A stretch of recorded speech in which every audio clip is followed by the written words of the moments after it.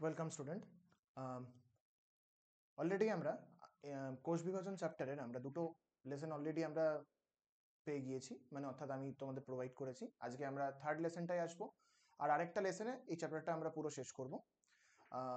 মাঝে একটু কিছুটা আমাদের গ্যাপ হয়ে গেল, তার কারণ হলো আমিও একটু ব্যস্ত ছিলাম, অ্যাজ ওয়েল অ্যাজ এখানেও মানে এত রেকর্ডিং প্লাস নিট এক্সাম ওর সলিউশন এই সমস্ত কিছু নিয়ে আমরা একটু পাজলড হয়েছিলাম বলে একটু দেরি হলো। আশা করি এটার সমস্যা হবে না, ঠিক আছে? আজকে আর কথা না বাড়িয়ে আমরা শুরু করে দিচ্ছি আমাদের আজকে ক্লাসটা। তবে একটা জিনিস এখানে বলে রাখি, আজকে ক্লাসটা কিন্তু একটু লেন্দি হবে, 30-40 মিনিটের ভিডিও এটা হবে না, এটা একটু বড় হবে, ঠিক আছে? মন দিয়ে সবাই চলো আমরা ক্লাসটা করি।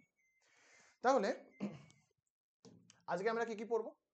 অলরেডি আমরা আগের দিনগুলোতে যেগুলো আমরা পড়েছিলাম সেটা ক্রোমোজোম নিয়ে আমরা আলোচনা করেছিলাম, ক্রোমোজোমের ভৌত গঠন সম্পর্কে আমরা আলোচনা করেছিলাম। আজকে আমরা সেটা পড়ে নেবো ক্রোমোজোমের রাসায়নিক গঠন। ক্রোমোজোমের রাসায়নিক গঠন সম্পর্কে জানবো, তারপরে আমরা দেখবো ডিএনএ প্যাকেজিং, ডিএনএটা কিভাবে প্যাকেজড হয়ে ক্রোমাটিন, তারপরে সেখান থেকে আসছে ক্রোমোজোম, সেটা আমরা শিখবো। দ্যাট মিনস এখান থেকে আমরা দেখবো যে ডিএনএ, ডিএনএ থেকে আমরা জানি যে ক্রোমাটিন তৈরি হয়, এই ক্রোমাটিন ফাইবারটা কি করে আবার ক্রোমোজোম তৈরি করে সেটা আজকে আমরা শিখে নেবো ছোট করে। কনসেপ্টটা ক্লিয়ার করব। তারপরে দেখে নেবো সেল সাইকেল বা কোষ চক্র কি, কোষ চক্রের বিভিন্ন দশা সম্পর্কে জানবো, কোষ চক্রের যে চেক পয়েন্টস সেগুলো আমরা জানবো। তাহলে সেল সাইকেল থেকে আমরা দেখে নেবো মূলত এর দশা সমূহ জানবো, তারপরে দেখে নেবো এর চেক পয়েন্টসটা জানবো। আর এখান থেকে যেটা খুব দরকার তোমাদের সেটা হলো G0 ফেজ। G0 ফেজ কাকে বলে, উদাহরণ এরকম কি কি কোষ রয়েছে যেটা G0 ফেজে অবস্থান করে সেই সম্পর্কে আমরা একটু ধারণা নেব। তারপরে দেখে নেবো অ্যামাইটোসিস, যদিও অতটা ইম্পর্টেন্ট নয় তাও একটু জানবো। আর লাস্ট আমরা দেখে নেবো মাইটোসিস, মাইটোসিসের ধাপগুলো জানবো। এখান থেকে আমরা দেখে নেবো মাইটোসিসের স্টেজ জানবো। লাস্টে আমরা জানবো মাইটোসিসের তাৎপর্য বা সিগনিফিকেন্স। ঠিক আছে, এটা হলো আজকে আমাদের টার্গেট। চলো আর কথা না বাড়িয়ে আমরা চটপট একটু শুরু করি, একটু ফাস্ট এগোবো, নয় কিন্তু আমাদের সিলেবাস শেষ হওয়া মুশকিল হয়ে যাবে। তাহলে ক্রোমোজোমের রাসায়নিক গঠন, তাহলে এটা দিয়ে আমরা প্রথম শুরু করছি। দেখো, আমরা জানি যে একটি কোষের মস্তিষ্ক হলো নিউক্লিয়াস। নিউক্লিয়াসের মধ্যে যদি কোষটা অবিভাজিত অবস্থায় থাকে, অর্থাৎ ইন্টারফেস দশায় থাকে, তাহলে তার মধ্যে আমরা কি, আগের দিন আমরা কি দেখেছিলাম যে তার মধ্যে রয়েছে ক্রোমাটিন জালিকা। ঠিক আছে, এরকম কিছু সুতোর মতো অংশ তার মধ্যে পেঁচিয়ে অবস্থান করছে। এবার যখন কোষটা বিভাজন দশায় প্রবেশ করলো তখন কি হলো, সেই সুতোর মতো যেটা পেঁচিয়ে ছড়িয়ে ছিটিয়ে অবস্থান করছে সারা নিউক্লিয়াস জুড়ে, সেটা আস্তে আস্তে ঘনীভূত হয়, সেটা আরো পুনরায় পেঁচিয়ে পেঁচিয়ে পেঁচিয়ে ঘনীভূত হয়ে এরকম দণ্ডাকার কিছু গঠন তৈরি করে যাকে বলা হয়ে থাকে ক্রোমোজোম। এটা আমরা ভৌত গঠনে পড়েছিলাম। আজকে আমরা দেখব সেই যে ক্রোমোজোম যেটা বললাম, সেই ক্রোমোজোমের রাসায়নিক গঠন, অর্থাৎ কি কি জিনিস দিয়ে ক্রোমোজোম তৈরি হচ্ছে, কোন কোন কেমিক্যালস এখানে ইনভলভড বা কোন কোন রাসায়নিক বস্তু মিলে তৈরি হয় ক্রোমোজোম, সেটা আজকে আমরা শিখবো। তাহলে যদি খুব সহজভাবে আমাদের বুঝতে হয় যে ক্রোমোজোমের রাসায়নিক গঠন, তাহলে সবার প্রথমে আমরা নিয়ে নিচ্ছি, আমরা লিখছি ক্রোমোজোম। তাহলে তাহলে ক্রোমোজোম কি কি দিয়ে তৈরি সেটা সবার প্রথমে দেখতে হবে। সবার ফার্স্টে যেটা দেখে নেব, ক্রোমোজোমের মুখ্য উপাদানের মধ্যে আমরা বলতে পারি ডিএনএ। আর কি থাকে, আর থাকবে আরএনএ, কিছু অল্প পরিমাণে আরএনএ থাকবে। আর থাকবে কি, আর থাকবে কিছু প্রোটিন, কিছু প্রোটিন অণু এখানে অবস্থান করবে, প্রোটিন অণু এখানে বিদ্যমান হবে। আর কি থাকবে, আর থাকবে কিছু ধাতব আয়ন, ধাতব আয়ন। ঠিক আছে, তাহলে মূলত এই চারটে জিনিস নিয়ে একত্রিত হয়ে তৈরি হচ্ছে কিন্তু আমাদের ক্রোমোজোম। তাহলে যেটা আমরা বলছি নিউক্লিক অ্যাসিডের মধ্যে ডিএনএ এবং আরএনএ, তাহলে ডিএনএ এর পুরো নাম আমরা সবাই জানি D oxy ribo nucleic acid, deoxy ribo nucleic acid. RNA এর পুরো নাম রাইবো নিউক্লিক অ্যাসিড। ঠিক আছে, দাঁড়াও,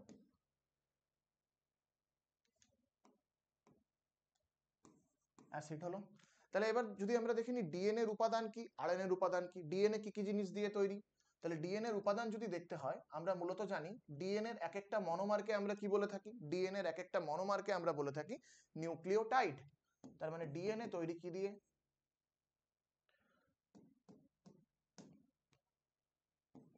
এটা তৈরি ডিঅক্সি রাইবো নিউক্লিওটাইড।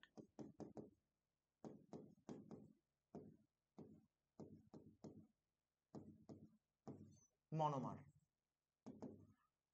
এই মনোমার দিয়ে তৈরি হচ্ছে কিন্তু আমাদের ডিএনএ। তাহলে ডিএনএ তৈরি হচ্ছে কোন মনোমার দিয়ে? ডিঅক্সিরাইবোনিউক্লিওটাইড। এরা একত্রিত হয়ে ফসফোডাইএস্টার বন্ধনীর মাধ্যমে যুক্ত হয়ে তৈরি করে কিন্তু আমাদের ডিএনএ। ঠিক আছে, তাহলে এই যে বললাম ডিঅক্সিরাইবোনিউক্লিওটাইড, এই ডিঅক্সিরাইবোনিউক্লিওটাইড মনোমারের আবার কি কি উপাদান? এই মনোমারের আবার 3টি উপাদান রয়েছে। তাহলে ডিঅক্সিরাইবোনিউক্লিওটাইড মনোমারের 3টি উপাদান কি কি? তাহলে সবার প্রথমে যেটা বলবো সেটা হলো ডিঅক্সিরাইবোজ শর্করা। ডিঅক্সিরাইবোজ শর্করা, এটা একটা থাকছে। ডিঅক্সিরাইবোজ শর্করা অবস্থান করছে। আর কি অবস্থান করে? আর অবস্থান করে একটা ফসফেট বা ফসফরিক অ্যাসিড। ঠিক আছে, ফসফেট অবস্থান করবে। আর অবস্থান করবে আমাদের নাইট্রোজেন মূলক বা নাইট্রোজেন বেস। অবস্থান করবে আমাদের নাইট্রোজেন মূলক।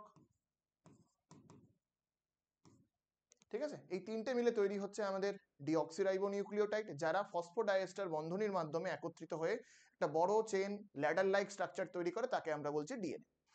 এবার এই যে নাইট্রোজেন মূলক বললাম, এই নাইট্রোজেন মূলকগুলোকে আমরা আবার দুটো ভাগে ভাগ করতে পারি। একটাকে বলি আমরা পিউরিন, এগুলো তোমরা ক্লাস 10-এ পড়েছিলে। আরেকটাকে আমরা বলে থাকি পিরিমিডিন।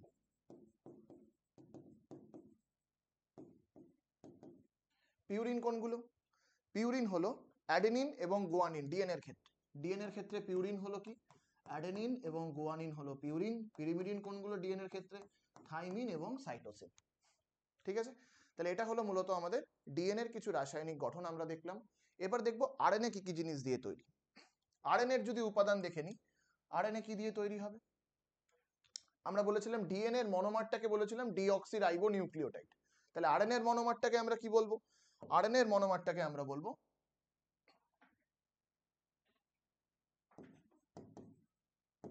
Ribo nucleotide.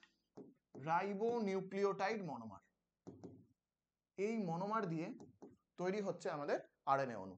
এই রাইবোনিউক্লিওটাইড যে মনোমার বললাম, এই মনোমারগুলো একত্রিত হয়ে এরা তৈরি করছে আমাদের একটি আরএনএ অণু। ঠিক আছে, এবার এই রাইবোনিউক্লিওটাইড মনোমারের আবার কি কি অংশ রয়েছে? এর আবার 3টি অংশ রয়েছে। কি কি 3টি অংশ দেখে নেব। সবার প্রথমে যেটা জানবো সেটা হলো রাইবোজ সুগার, রাইবোজ শর্করা, এটা অবস্থান করছে। আর কি থাকবে? আগেরটার মতো থাকবে এখানে ফসফেট। আর কি থাকবে? আর থাকবে সেটি হলো আমাদের নাইট্রোজেন মূলক বা নাইট্রোজেন বেস। নাইট্রোজেন মূলক আমরা লিখে নিলাম। ঠিক আছে, নাইট্রোজেন মূলক। এবার এদের নাইট্রোজেন মূলকের মধ্যে পিউরিন কোনগুলো, পিরিমিডিন কোনগুলো, চলো দেখে নিই। এদের নাইট্রোজেন মূলকের মধ্যে আমরা এই তলাতেই লিখছি, এখানে লিখছি আমরা পিউরিন, আর এপাশে লিখছি পিরিমিডিন।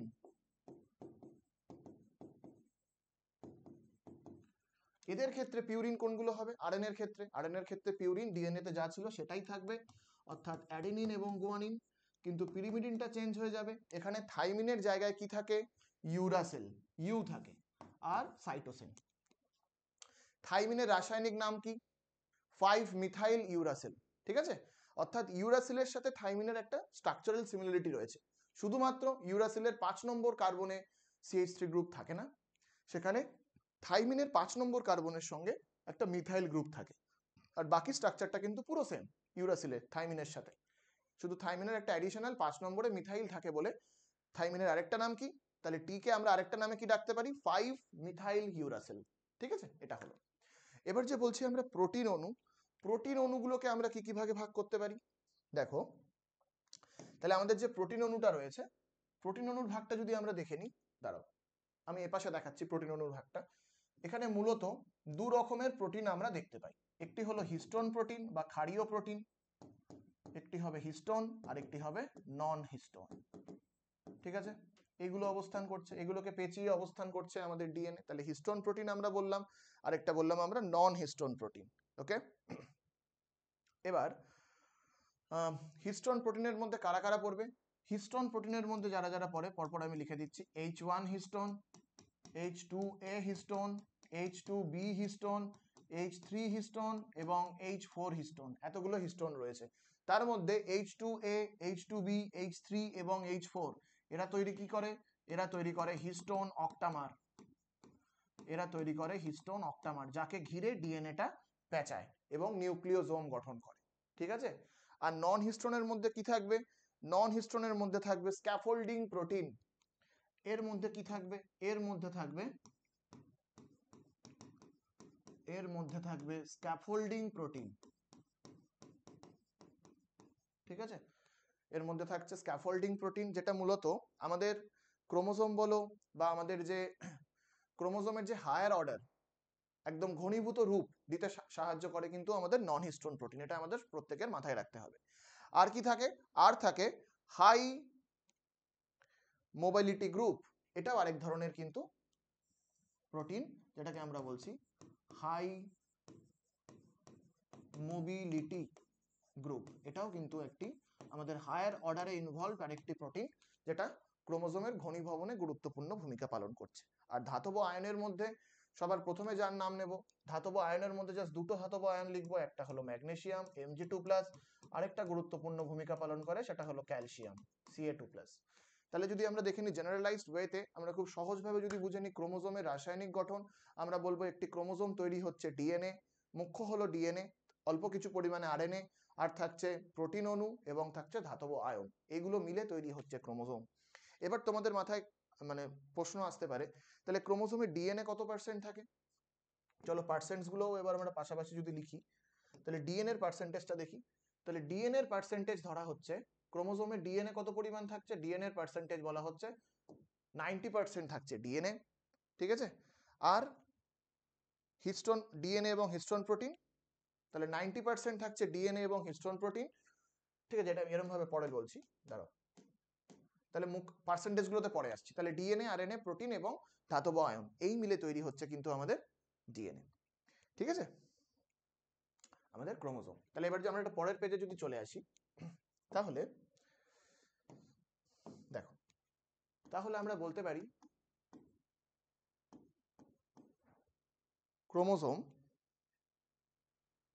ক্রোমোজোমের ক্ষেত্রে কি থাকছে? 90% থাকছে ডিএনএ ও হিস্টোন প্রোটিন, এরা একত্রিত হয়ে পেঁচিয়ে অবস্থান করছে, এটা বলছি। আর কি থাকবে বাবা? আর থাকবে বাকি 10% কি থাকবে? খুব অল্প পরিমাণে থাকে, 10% থাকে আরএনএ ও নন হিস্টোন বা আম্লিক প্রোটিন, নন হিস্টোন প্রোটিন বা এটাকে আমরা বলে থাকি আম্লিক প্রোটিন, মনে রাখতে হবে আমাদের। আর এখানে একটা জিনিস মনে রাখো, হিস্টোন প্রোটিনের আরেকটা নাম কি? এদেরকে আমরা বলে থাকি ক্ষারীয় প্রোটিন, ক্ষারীয় প্রোটিন, এটা মাথায় রাখতে হবে। এবার একটা জিনিস, এখান থেকে তোমাদের একটা ইম্পর্টেন্ট কোশ্চেন আসে, সেই কোশ্চেনটা আমি লিখে দিচ্ছি নোট বলে, এটা তোমরা প্রত্যেকে মনে রাখবে যে তোমাদের এখান থেকে যেটা কোশ্চেন দেবে যে হিস্টোনে পাওয়া যায় কোন কোন অ্যামাইনো অ্যাসিড, নন হিস্টোনে পাওয়া যায় কোন কোন অ্যামাইনো অ্যাসিড। ঠিক আছে, যেহেতু তোমাদের এমসিকিউ হবে, এই জায়গাগুলো খুব ভালো করে খুঁটিয়ে মনে রাখবে। হিস্টোন প্রোটিন, তাহলে হিস্টোন প্রোটিনে পাওয়া যায় এরকম দুটি ক্ষারীয় অ্যামাইনো অ্যাসিডের নাম লেখো।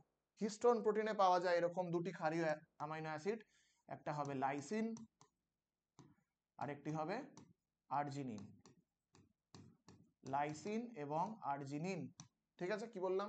লাইসিন এবং আর্জিনিন। এই সঙ্গে আরেকটা নাম জেনে রাখো, সেটা হলো হিস্টিডিন। এই হিস্টিডিনও কিন্তু আমরা এখানে পাই। এই তিনটে অ্যামাইনো অ্যাসিড হিস্টোন প্রোটিনে আমরা প্রচুর পরিমাণে পাই। তাহলে এই যে লাইসিন এবং আর্জিনিন বললাম, এরা কি ধরনের অ্যামাইনো অ্যাসিড? এরা হলো বেসিক বা ক্ষারীয় amino acid, basic amino acid হলো, এটা মনে রাখবো। এবার দেখো আরেকটা কি মাথায় রাখতে হবে আমাদের, আমাদের মাথায় রাখতে হবে নন হিস্টোন। নন হিস্টোনে কোন কোন অ্যামাইনো অ্যাসিড প্রিডমিনেন্টলি পাওয়া যায়, অর্থাৎ বেশি পরিমাণে পাওয়া যায়? এটা তোমাদের বোর্ডের একটা কমন কোশ্চেন সেখান থেকে। তাহলে বলবো এখানে দুটো অ্যামাইনো অ্যাসিডের নাম নেব, একটা হলো টাইরোসিন এবং আরেকটি হলো ট্রিপ্টোফ্যান। এটা হবে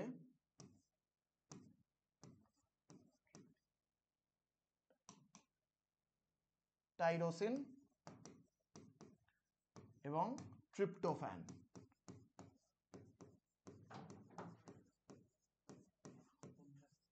টাইরোসিন এবং ট্রিপ্টোফ্যান, ঠিক আছে। তাহলে এই দুটো অ্যামাইনো অ্যাসিড কিন্তু খুব গুরুত্বপূর্ণ, যেটা হলো আমাদের আম্লিক অ্যামাইনো অ্যাসিড, আমি টাইরোসিনের বানানটা ভুল লিখেছিলাম, টয় রফালা হয় না, টাইরোসিন, দাঁড়াও, টাইরোসিন, ঠিক আছে, এই যে এটা। তাহলে নন হিস্টোন প্রোটিনের মধ্যে দুটো মাথায় রাখবে, সেটা হলো টাইরোসিন এবং ট্রিপ্টোফ্যান, এরা হলো অ্যাসিডিক অ্যামাইনো অ্যাসিড, এরা হলো অ্যাসিডিক অ্যামাইনো অ্যাসিড, ঠিক আছে। এই অ্যামাইনো অ্যাসিড গুলো তোমাদের এমসিকিউতে দেবে, যে কোনগুলো ইম্পর্টেন্ট সেগুলো লেখো, ঠিক আছে। এবার আর এখান থেকে দাঁড়াও, আর এখান থেকে কিছু বাকি গেল, আর এখান থেকে বাকি গেল না, মোটামুটি ঠিকই রয়েছে। আর তাহলে দেখলাম ক্রোমোজোমের মধ্যে কি কি রয়েছে। ক্রোমোজোমের মধ্যে আমরা দেখে নিলাম যে 90% তৈরি করছে ডিএনএ এবং হিস্টোন, এবং 10% তৈরি করছে আরএনএ এবং নন হিস্টোন প্রোটিন। তারপর তোমাদের কোশ্চেন দেবে যে হিস্টোন প্রোটিনে পাওয়া যায় কোন কোন অ্যামাইনো অ্যাসিড, নন হিস্টোন প্রোটিনে পাওয়া যায় কোন কোন অ্যামাইনো অ্যাসিড, দ্যাটস ইট। এখান থেকে আর খুব একটা বেশি কিছু আমরা পড়বো না, ঠিক আছে। এরপরে যেটা দেখে নেবো সেটা হলো আমাদের পরের পার্টে চলে আসছি। তাহলে আমরা কি দেখলাম? সবার প্রথমে আমরা দেখলাম ক্রোমোজোমের রাসায়নিক গঠন, কি কি ধরনের জিনিস পাওয়া যাচ্ছে ক্রোমোজোমে। ধাতব আয়নের মধ্যে এখানে আরেকটা একটু বলে দিই, সেটা হলো আয়রন, Fe2+, এটা আমরা পাই, আয়রনটাও কিন্তু আমরা পাই, ঠিক আছে। এই হলো রাসায়নিক গঠন, তাহলে এগুলো দেখে নিতে হবে। এরপরে যে পার্টটা চলে আসবো সেটা হলো ডিএনএ প্যাকেজিং। ডিএনএ প্যাকেজিং এর দেখো তোমরা স্তর দেখতে পাচ্ছ, এটা কি? এটা একটা নর্মাল একটা ডিএনএ, দাঁড়াও এখানে একটু একটা ডেটা চেঞ্জ করতে হবে।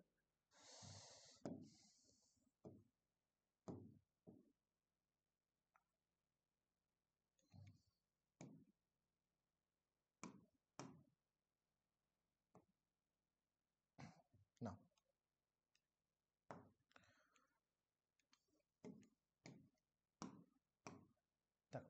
তাহলে ডিএনএ এর প্যাকেজিং আমরা দেখবো, অর্থাৎ ডিএনএ কিভাবে আস্তে আস্তে ঘনীভূত হয়ে একটা ক্রোমাটিন ফাইবার বা ক্রোমোজোমে রূপান্তরিত হচ্ছে সেটা আমরা দেখে নেব। দেখো তলায় দেখো প্রত্যেকের একটা নাম্বার লেখা রয়েছে, 2 ন্যানোমিটার, 10 ন্যানোমিটার, 30 ন্যানোমিটার, 300 ন্যানোমিটার, সেখান থেকে 700, তারপরে রয়েছে 1400, 1400 ন্যানোমিটার। তাহলে দেখো, তাহলে এই যে স্ট্রাকচারস গুলো আমরা দেখছি এগুলো অ্যাকচুয়ালি কি? হ্যাঁ, সবার প্রথমে দেখবো এই ভ্যালুগুলো অ্যাকচুয়ালি কি। এই ভ্যালুগুলো কিন্তু ওদের ব্যাস, দাঁড়াও এটা হোয়াইট হয়ে গেছে। তাহলে এই ভ্যালুগুলো কি, যে ভ্যালুগুলো আমরা এখানে দেখতে পাচ্ছি এগুলো কিন্তু ওদের ব্যাস, ঠিক আছে। তার মানে যদি একটা ডিএনএ এর আমরা ব্যাস দেখে নিই, সেই ডিএনএ এর ব্যাসটা হলো 2 ন্যানোমিটার। তারপর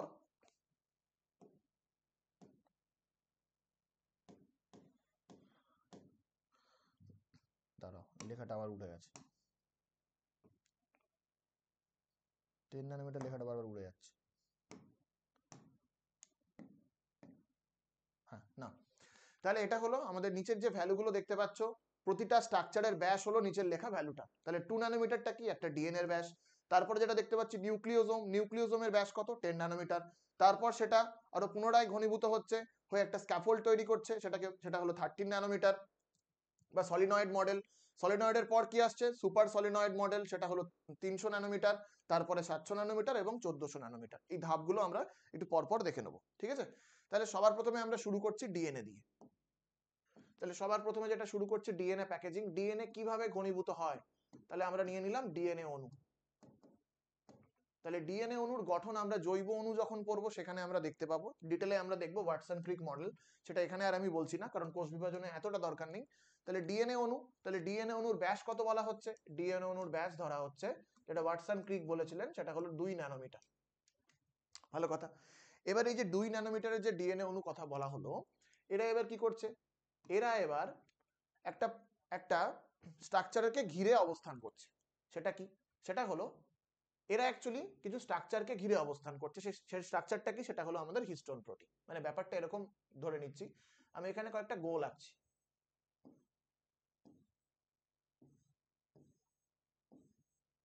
এরকম ভাবে ধরো, ঠিক আছে। এটা কি? আমরা নিয়ে নিলাম H2A, H2A, H2B, H2B, H3, H3, আবার নিচে লিখছি H4, H4। দেখো এখানে একটা 8টা অণু অবস্থান করছে, প্রতিটি দুটো দুটো করে অবস্থান করছে। H2A দুটো, H2B দুটো, H3 দুটো, H4 দুটো।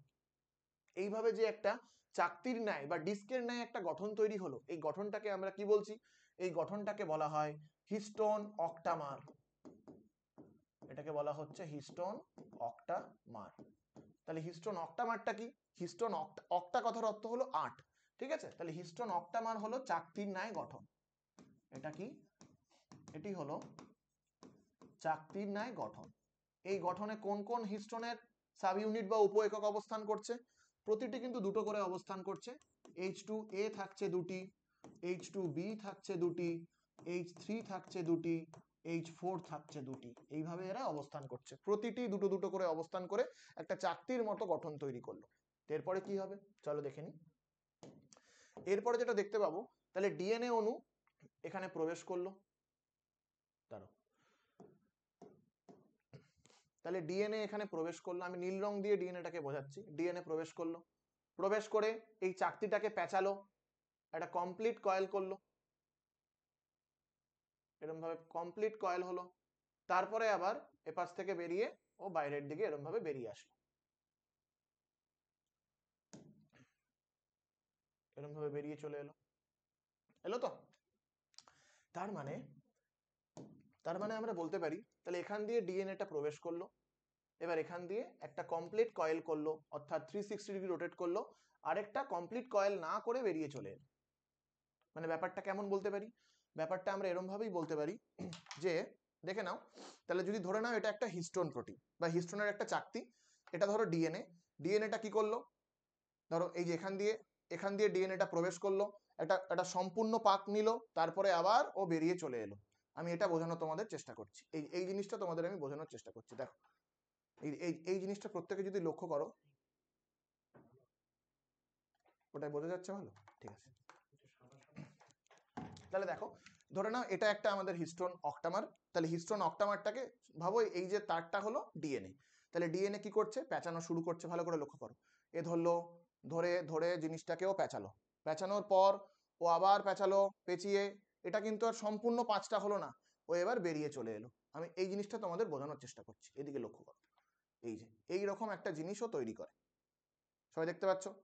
তার মানে একটা জায়গা দিয়ে ডিএনএ ঢুকলো, সম্পূর্ণ পাঁচ প্যাঁচালো, এবং তারপরে একটা অসম্পূর্ণ প্যাচ তৈরি করেও বাইরে বেরিয়ে চলে এলো।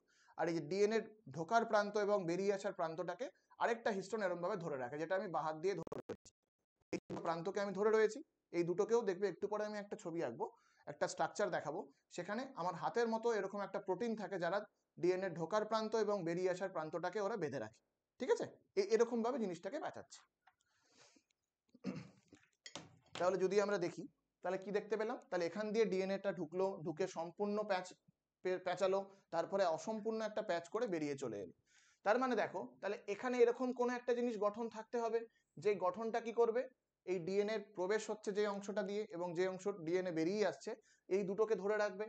এখানে থাকে H1 হিস্টোন। এই যে আমরা বলছিলাম যে আমার হাত দিয়ে আমি ধরে রেখেছিলাম তারের একটা অংশ, একটা প্রান্ত, আর একটা প্রান্তকে আমি হাত দিয়ে ধরে রেখেছিলাম, সে হাতের মতো কাজ করছে H1 হিস্টোন। ঠিক আছে, ধরে রাখছে দুজনকে, যাতে না কখনো প্যাচটা খুলে যায়।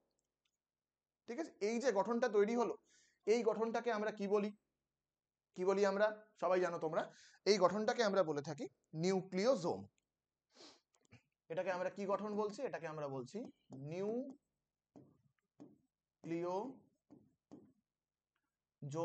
গঠন। তাহলে এই গঠনটাকে আমরা বলছি নিউক্লিওজোম গঠন। ঠিক আছে, তাহলে এবার দেখতে হবে, তাহলে নিউক্লিওজোম গঠনে কতটা পরিমাণ ডিএনএ রয়েছে। তার মানে এই যে টোটাল আমরা দেখছি H1 লিঙ্কার, H1 যে আমরা দেখতে পাচ্ছি যারা হিস্টোন, যাকে ডিএনএ দুটো প্রান্তকে ধরে রাখছে, ধরে রেখেছে, এই যে একটা টোটাল নিউক্লিওজোম গঠন আমরা দেখতে পাচ্ছি, এটাতে বিজ্ঞানীরা বলছেন যে টোটাল ডিএনএ বেস পেয়ারের সংখ্যা হলো 166 বেস পেয়ার। এনসিআরটি কত বলছে? এনসিআরটি বলছে, অ্যাকর্ডিং টু এনসিআরটি বলছে নিউক্লিওজোমে কত বেস পেয়ার ডিএনএ থাকে? 200 বেস পেয়ার ডিএনএ থাকে। এটা এনসিআরটি বলছে, কিন্তু তোমাদের টেক্সট বুক বলছে যে সেখানে 166টা বেস পেয়ার রয়েছে।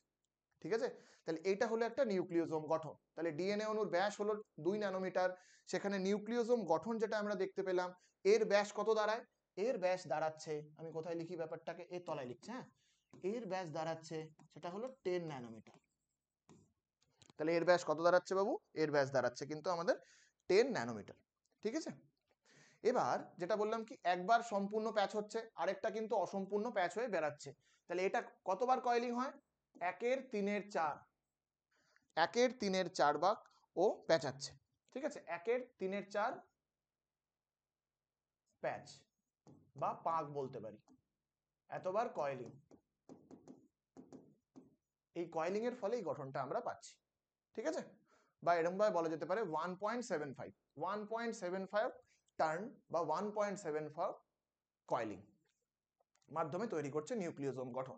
এবার এই নিউক্লিওজোম গঠনটা যদি আমরা মাইক্রোস্কোপের তলায় দেখি আমরা কেমন দেখতে পাবো? আমরা এরকম একটা গঠন দেখতে পাবো, দেখো কিছুটা পুঁতির দানা এরকম মতো। বিডস অন স্ট্রিং স্ট্রাকচার, এটাকে বলা হয় বিডস অন স্ট্রিং স্ট্রাকচার বা ইউনিট ফাইবার স্ট্রাকচার। এটাকে আমরা বলছি ইউনিট ফাইবার বা পুঁতির মালার মতো গঠন। বিডস অন স্ট্রিং, স্ট্রিং মানে হলো সুতো, বিডস অন স্ট্রিং স্ট্রাকচার বা ইউনিট ফাইবার মডেল। এখানে দেখো এই যে গঠনটা দেখতে পাচ্ছ এইগুলো কিন্তু হলো নিউক্লিওজোম। পুঁতির মতো যে গঠনগুলো দেখতে পাচ্ছ এইগুলো হলো নিউক্লিওজোম, আর সাদা অংশটা কি? ডিএনএ, ঠিক আছে? তার মানে একটা জিনিস লক্ষ্য করো, তাহলে এটা যদি হয় একটা নিউক্লিওজোম, তার পাশে আরেকটা নিউক্লিওজোম অবস্থান করছে, এটি আরেকটা নিউক্লিওজোম। তাহলে নিউক্লিওজোম গুলোর মাঝখানে দেখো কিছুটা অংশ ফাঁকা ডিএনএ রয়েছে, যার মধ্যে কিন্তু কোনো রকম প্রোটিন নেই। এই যে ফাঁকা ডিএনএ যে দুটো নিউক্লিওজোমকে জুড়ে রাখে, এই ফাঁকা ডিএনএ অংশটি মানে এই অংশটিকে আমরা কি বলবো? এই অংশটিকে বলা হয় যোজক, বা বাংলা টার্ম জেনো না, আমরা ইংরেজি টার্মটাই জানবো, এটাকে আমরা বলবো লিঙ্কার ডিএনএ। এর বেস এ কতটা লম্বা হতে পারে? আমাদের বই বলছে এটা 8 থেকে 110 বেস পেয়ার লেন্থ হতে পারে, ঠিক আছে? এই অংশটিকে বলবো আমরা লিঙ্কার ডিএনএ। বোঝা যাচ্ছে না? বোঝা যাচ্ছে না? ঠিক আছে, তাহলে লিঙ্কার ডিএনএ এর দৈর্ঘ্য কত হতে পারে? মিনিমাম হতে পারে 8 বেস পেয়ার থেকে 100, ম্যাক্সিমাম হতে পারে 110 বেস পেয়ার। এগুলো হলো সব লিঙ্কার ডিএনএ। এই যে এগুলো হলো লিঙ্কার ডিএনএ, যারা একটা নিউক্লিওজোমের সাথে আরেকটা নিউক্লিওজোমকে যুক্ত করে রাখছে, এগুলো হলো সব লিঙ্কার ডিএনএ, ঠিক আছে? এটা হলো আমাদের, তাহলে আমাদের ফার্স্ট যে অর্ডারটা দেখলাম সেটা হলো ডিএনএ, যার ব্যাস হলো 2 ন্যানোমিটার। তারপরে যে নিউক্লিওজোম গঠন তৈরি হলো তার ব্যাস কি হলো? 10 ন্যানোমিটার। এখানে আমরা কি শিখলাম? হিস্টোন অক্টামার শিখলাম। হিস্টোন অক্টামারের উপএককগুলো কি কি? H2A, H2B, H3, এখানে মুছে গেছে, H4। এগুলো সব দুটি দুটি করে বা জোড়ায় জোড়ায় অবস্থান করে একটি চাকতির ন্যায় গঠন, যেখানে ডিএনএটাকে প্যাঁচাচ্ছে। একটা সম্পূর্ণ পাক এবং আরেকটা 3/4 অংশ পাক সম্পূর্ণ করে বাইরে বেরিয়ে আসে, এবং ওর প্রবেশ করার প্রান্ত এবং বেরিয়ে আসার প্রান্তটিকে ধরে রাখে H1 হিস্টোন। এটা তৈরি হলো একটা নিউক্লিওজোম। এখানে কত বেস পেয়ার ডিএনএ থাকে? 166 বেস পেয়ার ডিএনএ থাকে, ঠিক আছে? আর যেখানে এনসিআরটি এর ভ্যালুটা বলছে 200 বেস পেয়ার। আর নিউক্লিওজোম গুলোকে ধরে রাখে যে ডিএনএ, ফাঁকা ডিএনএ, সেটাকে বলছি আমরা লিঙ্কার ডিএনএ। হলো, এর পরের ধাপে আমরা দেখে নেব। তাহলে আমরা কি দেখলাম? আমরা দেখলাম ন্যাকেড ডিএনএ, সেটা হলো 2 ন্যানোমিটার ব্যাস। সেখান থেকে আমরা পেলাম নিউক্লিওজোম, সেখান থেকে আমরা পেয়ে গেলাম নিউক্লিওজোম গঠন। এই নিউক্লিওজোম গঠনের ব্যাস কত দেখলাম? আমরা দেখে নিলাম 10 ন্যানোমিটার ব্যাস, এটা হলো। এবার এই নিউক্লিওজোমের পরবর্তীকালে আমরা কি দেখতে পাবো? বা নিউক্লিওজোম গঠন যেটা দেখতে পেলাম সেটা অনেকটা এরকম ভাবে অবস্থান করলো গঠনটা, যেটা আগের ধাপে দেখলাম আমরা, এরকম ভাবে চলছে। তো এই গঠনটাকে আমরা কি বলেছিলাম? এটাকে বলেছিলাম আমরা ইউনিট ফাইবার গঠন। এটাকে আমরা কি বললাম? এটাকে বললাম আমরা ইউনিট ফাইবার গঠন, ঠিক আছে? যার ব্যাস হলো 10 ন্যানোমিটার, বা এটাকে বাংলায় বলা যেতে পারে একক তন্তু গঠন। একটা তন্তুর ন্যায় গঠিত তৈরি হলো একক তন্তু গঠন, যার ব্যাস হচ্ছে 10 ন্যানোমিটার। এরপরে কি দেখবো? এরপরে দেখবো আমরা এই যে নিউক্লিওজোম গঠিত হলো, এই নিউক্লিওজোম আবার পুনরায় প্যাঁচাবে।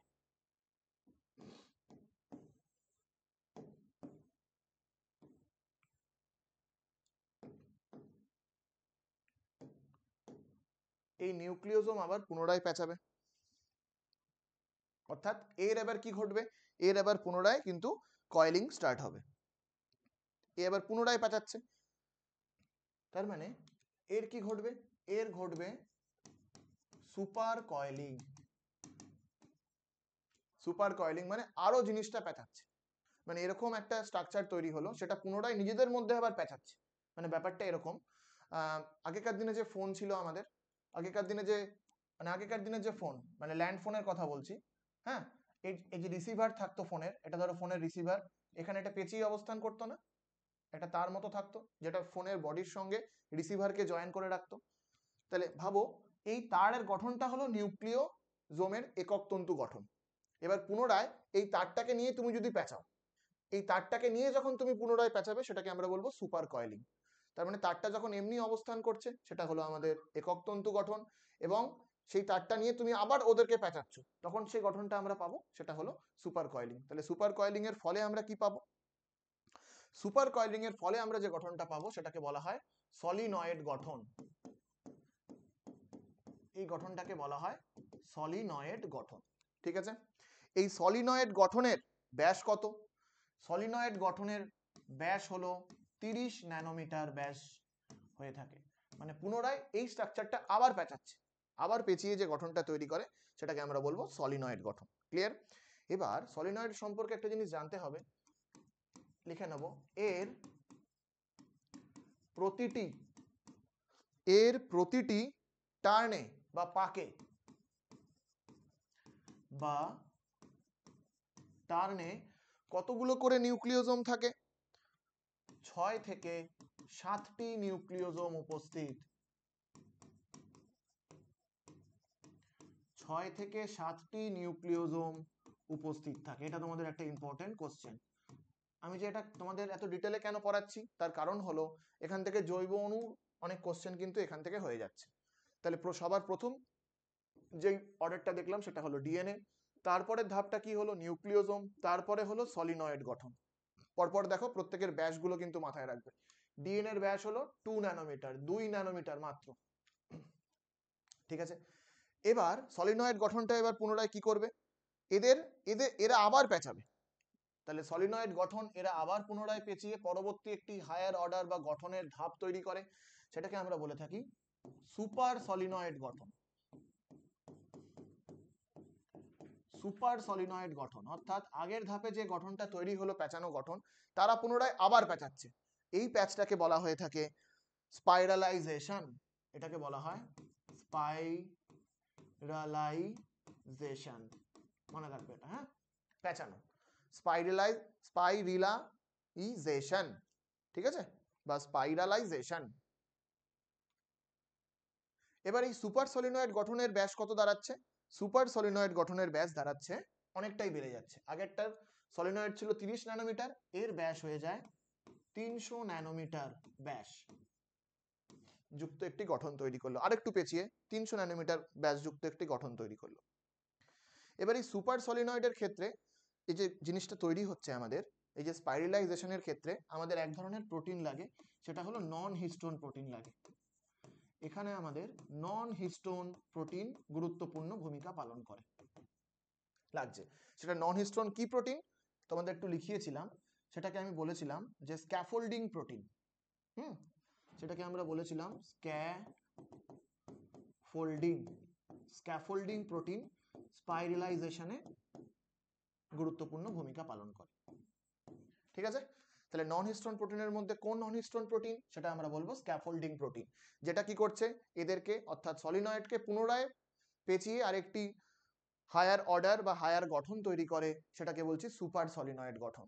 ঠিক আছে, এরপরে দেখো সুপার সলিনয়েড কি করবে?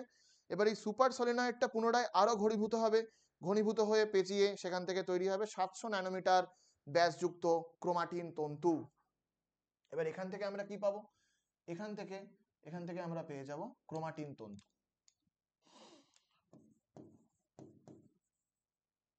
এখান থেকে আমরা পাচ্ছি ক্রোমাটিন তন্তু। ক্রোমাটিন তন্তুর ব্যাস কত? ক্রোমাটিন তন্তুর ব্যাস হলো 700 ন্যানোমিটার ব্যাস। 700 ন্যানোমিটার ব্যাসযুক্ত যে তন্তুটা আমরা পাচ্ছি সেটা হলো ক্রোমাটিন তন্তু। ঠিক আছে, এই ক্রোমাটিন তন্তুটা কোন দশায় আমরা ভালোভাবে দেখতে পাচ্ছি বা মাপতে পাচ্ছি? সেটা হলো কিন্তু মূলত আমাদের মেটাফেজ দশায়। 700 ন্যানোমিটার ক্রোমাটিন তন্তু পেলাম। এরপরে ক্রোমাটিন তন্তুটা থেকে যখন আমরা ক্রোমোজোম পাবো, অর্থাৎ মেটাফেজিক ক্রোমোজোম। এবার মেটাফেজিক ক্রোমোজোম কটা ক্রোমাটিন দ্বারা গঠিত? দুটো ক্রোমাটিন দ্বারা গঠিত। আমরা মেটাফেজিক ক্রোমোজোম কেমন দেখে থাকি? এর উপরের দিকে একটা ক্রোমোজোম, আগে তোমাদের দেখিয়েছিলাম আগের ক্লাসে, এরকম ভাবে থাকে তো ক্রোমোজোম এর দুটো ক্রোমাটিড বা সিস্টার ক্রোমাটিড বলতে পারি। সেই ক্রোমাটিড গুলো একটা অংশের মাধ্যমে যুক্ত থাকছে, সেই অংশটাকে আমরা কি বলেছিলাম? এটাকে আমরা বলেছিলাম সেন্ট্রোমিয়ার। তার মানে তাহলে একটা ক্রোমাটিন তন্তুর ব্যাস যদি হয় 700, তাহলে দুটোর ব্যাস কত হবে? 700 গুণ 2, অর্থাৎ হয়ে যাবে আমাদের মেটাফেজিক ক্রোমোজোমের ব্যাস কত হবে? 1400 ন্যানোমিটার ব্যাসযুক্ত একটা সম্পূর্ণ ঘনীভূত একটি গঠন তৈরি করে, যেটা হলো আমাদের ক্রোমোজোম।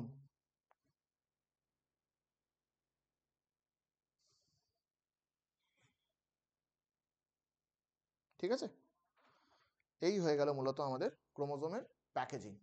তাহলে ক্রোমোজোমের প্যাকেজিং এর কি কি ধাপ দেখলাম? প্রথমটা হলো নগ্ন ডিএনএ, মানে এটা কারোর সঙ্গে যুক্ত নেই, এটাকে আমরা বলতে পারি নগ্ন বা ন্যাকেড ডিএনএ, যেটা ওয়াটসন ক্রিক মডেল যেটা আমাদের বলেছিল। সেখান থেকে নিউক্লিওজোম, 3 নম্বর হলো সলিনয়েড, 4 নম্বর হলো সুপার সলিনয়েড। সুপার সলিনয়েডের পরে 5 নম্বর ধাপটি হবে ক্রোমাটিন তন্তু, 6 নম্বর ধাপটি হবে ক্রোমোজোম। এইভাবে কিন্তু আমাদের ক্রোমোজোম তৈরি হয়ে থাকে। ঠিক আছে, তাহলে আমি এটাই চলে এলাম। এটা হলো একটি মেটাফেজিক ক্রোমোজোম। এই দুটো অংশকে আমরা কি বলবো? এই দুটো অংশকে আমরা বলবো সিস্টার ক্রোমাটিড। এক একটি সিস্টার ক্রোমাটিড যদি হয় 700 ন্যানোমিটার চওড়া, তাহলে দুটো কত হবে? 700 700, অর্থাৎ দুটোকে যদি আমরা যোগ করি পেয়ে যাচ্ছি আমরা 1400 ন্যানোমিটার চওড়া বা মোটা বা পুরু ক্রোমোজোম, এটা আমরা পেয়ে যাচ্ছি। ঠিক আছে, পরের ধাপে এলাম। পরের ধাপে যেটা বলছে দেখো, এখান থেকে এবার যেটা চলে আসবো সেটা হলো কিছু জায়েন্ট ক্রোমোজোম সম্পর্কে জানবো। তার মানে এই যে আমরা হেডিং দিয়ে দেবো সাম জায়েন্ট ক্রোমোজোম, কিছু জায়েন্ট ক্রোমোজোম সম্পর্কে জানবো। দুটো জায়েন্ট ক্রোমোজোম তোমাদের সিলেবাসে আছে, একটা হলো পলিটিন ক্রোমোজোম আর একটি হলো ল্যাম্ব্রাশ ক্রোমোজোম। তার আগে একটা জিনিস লক্ষ্য করো, যে একটু আগেই দেখলাম যে নর্মাল ক্রোমোজোম, মেটাফেজিক ক্রোমোজোম, একটা যে কোনো স্ট্যান্ডার্ড একটা ক্রোমোজোম যদি দেখে নিই আমাদের দেহকোষের, মানুষের ক্ষেত্রে আমরা দেখতে পাবো তার চওড়া কত বা তার ব্যাস যেটা বললাম সেটা কত, সেটা হলো 1400 ন্যানোমিটার। এদের দেখো ল্যাম্ব্রাশ ক্রোমোজোম, এরা কতটা চওড়া বলেছি? 5900। এটা কত বললাম? পলিটিনের কত বলছি? 2000।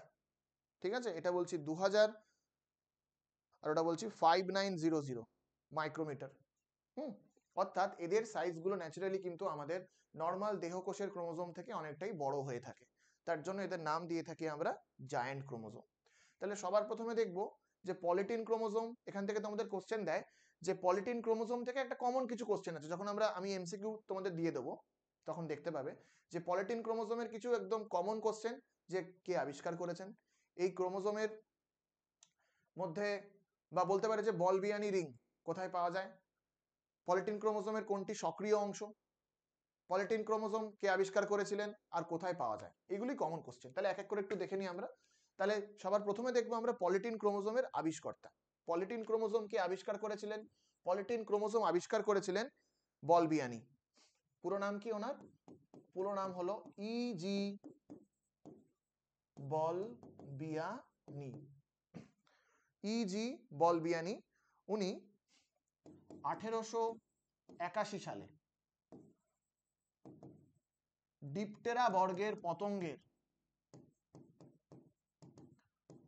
ডিপটেরা বর্গের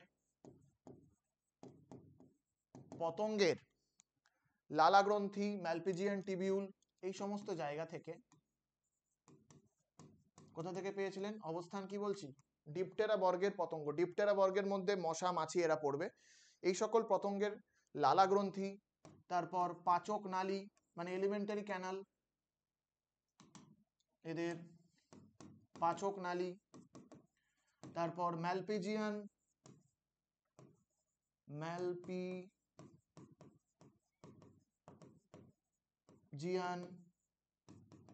নালী ইত্যাদি। তাহলে কি কি দেখলাম? লালা গ্রন্থি, পাচক নালী, ম্যালপিজিয়ান নালীতে কি পাওয়া গেল? এই বৃহৎ আকারের ক্রোমোজোমের অবস্থান উনি পর্যবেক্ষণ করলেন। তাহলে কি লিখলাম আমরা? ইজি বলবিয়ানি 1881 সালে ডিপটেরা বর্গের পতঙ্গের লালা গ্রন্থি, পাচক নালী, ম্যালপিজিয়ান নালীতে পলিটিন ক্রোমোজোম পর্যবেক্ষণ করেন। উনি দেখেন যে এরকম বৃহৎ আকার একটা ক্রোমোজোম, যেটা নর্মালি দেখা যায় না। ঠিক আছে, এবার একটা জিনিস দেখো, তাই এটার একটা নাম হলো জায়ান্ট ক্রোমোজোম। তাহলে এটার আমরা কি দেখলাম, এর সাইজ কত হতে পারে, সাইজ আমরা লিখেছি 2000 পিএম বা 2000 মাইক্রোমিটারও তুমি বলতে পারো, মাইক্রোমিটার, এটা মনে রাখবে, ঠিক আছে।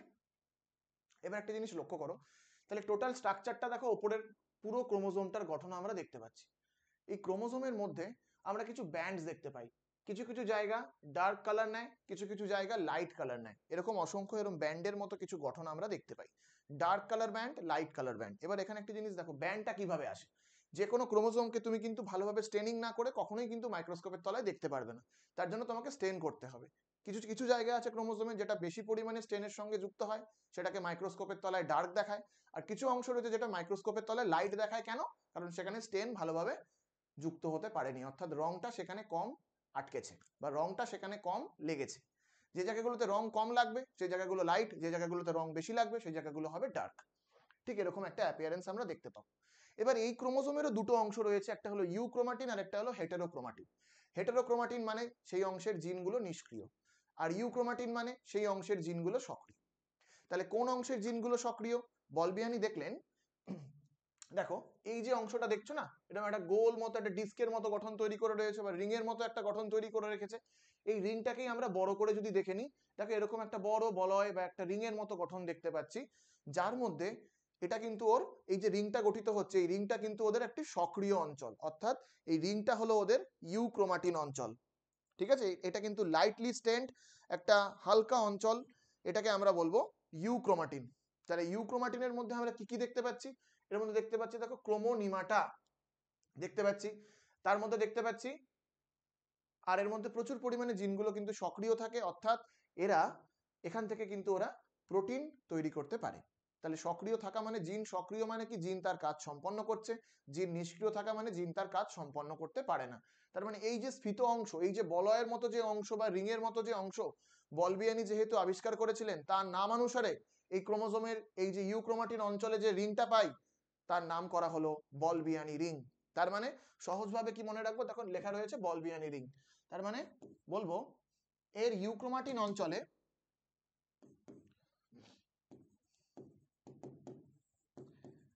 এর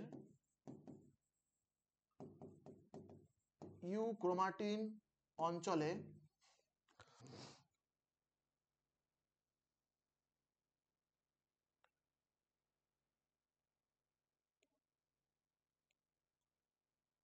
স্ফীত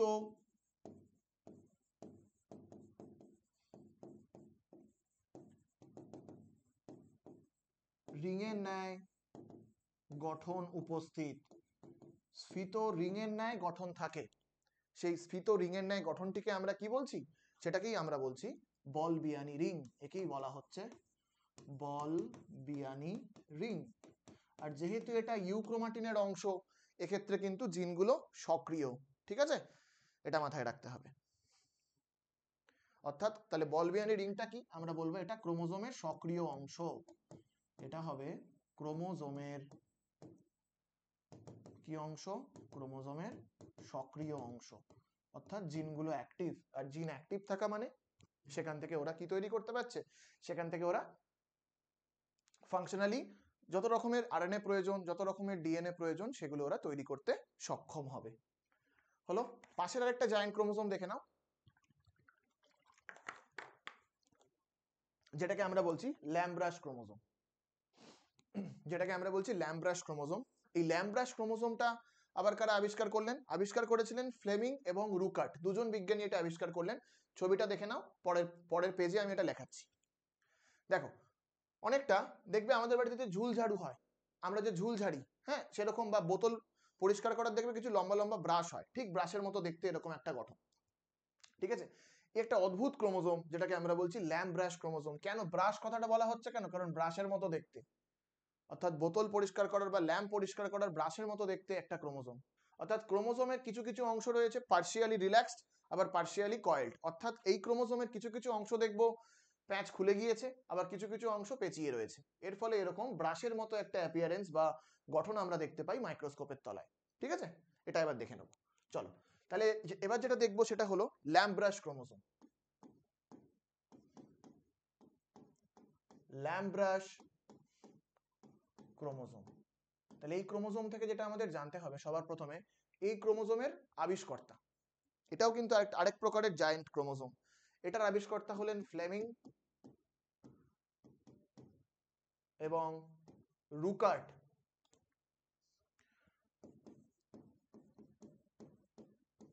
এদের আবিষ্কর্তা হলেন ফ্লেমিং এবং রুকার্ট। দেখে নাও সবাই। হ্যাঁ, সালটা ছিল, আগেরটা বলেছিলাম 1882, এটা হবে 1892 সালে। এটা কাদের মধ্যে দেখা গেছিল? এটা দেখা গেছিল উসাইটে, ঠিক আছে? এটা কিন্তু দেখা গেছিল উসাইটে। কাদের কাদের ক্ষেত্রে? মাছ, উভচর ও সরীসৃপ।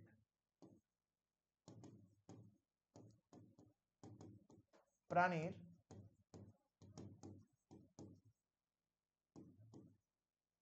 উসাইট দ্বারা।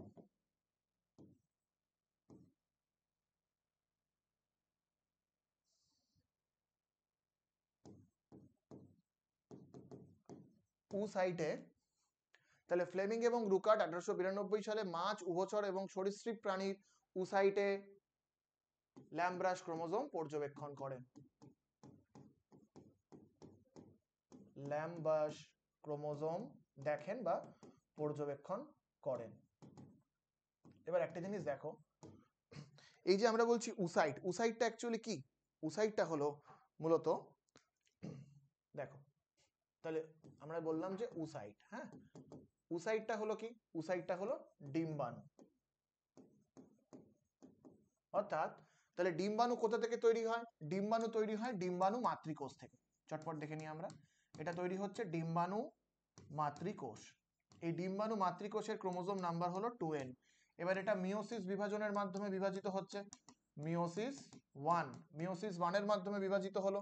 এখান থেকে যেটা তৈরি হয় সেটা তৈরি হবে সেকেন্ডারি উসাইট হলো। এবার এই সেকেন্ডারি উসাইটটা আবার মিওসিস 2 কমপ্লিট করে, কারণ মিওসিস দুটো ধাপে ঘটে, 2 কমপ্লিট করে সেখান থেকে তৈরি করে ডিম্বাণু। এবার দেখো, তাহলে প্রাণী কোষের উসাইডে ওনারা সবার প্রথমে দেখেছিলেন এরকম কিছু ক্রোমোজোম, যেটা কিন্তু একটা বৃহৎ আকারের ক্রোমোজোম, ঠিক আছে? তাহলে এবার এই যে উসাইড বলছি, এদের যে ডিম্বাণু, তাহলে ডিম্বাণুটি যখন মিওসিস 1 এর প্রোফেজ 1, ভালো করে বোঝো, মিওসিস 1 এর প্রোফেজ 1 এর ডিপ্লোটিন উপদশায়, ডিপ্লোটিন উপদশায় কি লিখলাম? উসাইটটা কোন দশায় রয়েছে? মিওসিস 1 এর প্রোফেজ 1 এর ডিপ্লোটিন উপদশায় ল্যাম্ব্রাস ক্রোমোজোম দেখেন। ল্যাম্ব্রাস ক্রোমোজোম দেখেন, তার জন্য এই ল্যাম্ব্রাস ক্রোমোজোমকে বলা হয় ডিপ্লোটিন ক্রোমোজোম। এটার আরেকটা নাম কি? Diplotene chromosome. এই অবস্থায়, এই দশায় ডিম্বাণুগুলি অনেক দিন থাকতে পারে। তাহলে যে ডিপ্লোটিন উপদশা বললাম, মিওসিস 1 এর যে ডিপ্লোটিন উপদশায়, এই উপদশায় কোষটি অনেক সময় অতিবাহিত করতে পারে। তার জন্য এই সময় নিউক্লিয়াসের ভেতরে ক্রোমোজোমটাকে ব্রাশের মতো দেখায়। কেন? দেখো, এই যে ডিপ্লোটিন উপদশায় কোষটি অনেক দিন থাকে, কোষটি অনেক দিন ধরে থাকে। এবার একটা কোষ যদি কোনো একটা উপদশায় অনেকদিন ধরে থাকে, সেক্ষেত্রে আমরা বলেছিলাম যে ক্রোমোজোমটা হলো নিষ্ক্রিয়, তাহলে ওকে তো কাজ চালাতে হবে, ওর বিপাক সম্পন্ন করতে হবে, বিপাক সম্পন্নের জন্য লাগবে প্রোটিন। তখন কি করবে? এই যে ক্রোমোজোমটা ও কনডেন্সড হয়েছিল, সেই ক্রোমোজোমের কিছু কিছু অংশও খুলবে, ইউক্রোমাটিনের অঞ্চলটা খুলে যাবে, খুলে গিয়ে এরকম ব্রাশের মতো একটা অ্যাপিয়ারেন্স নেবে। মানে ব্যাপারটা ধরো, যদি ধরে নিই আমরা এটা একটা ক্রোমোজোম ছিল, এটা একটা এরকম একটা ক্রোমোজোম ছিল, ক্রোমোজোমের এই দুটো হলো ক্রোমাটিড, ভালো কথা। এবার এর কিছু কিছু অঞ্চল খুলে যাচ্ছে এরম ভাবে, কারণ সেখান থেকে ও প্রোটিন তৈরি করবে। কিছু কিছু অঞ্চল এরম ভাবে খুলে যায়, আবার কিছু কিছু অঞ্চল আটকে থাকে। এরকম এই যে খুলে যাচ্ছে যে অঞ্চলগুলো, এর ফলে ক্রোমোজোমটাকে অনেকটা ব্রাশের মতো দেখায়। এই অ্যাপিয়ারেন্সটাকেই আমরা বলছি ল্যাম্ব্রাস ক্রোমোজোম। কারণ ক্রোমোজোম যদি এরকম ভাবে সম্পূর্ণ ঘনীভূত অবস্থায় থাকে, কোনোদিনই প্রোটিন তৈরি করতে পারবে না। প্রোটিন তৈরি করার জন্য ওর কিছু অংশ, ইউক্রোমাটিনের কিছু অংশ খুলে যায়, ইউক্রোমাটিনের কিছু অংশ, কিছু স্থান অঘনীভূত হয়, অঘনীভূত হয়, এবং অঘনীভূত হয়েই ক্রোমোজোমটা একটা ব্রাশের মতো অ্যাপিয়ারেন্স নেয়, ফলে ব্রাশের মতো দেখায়।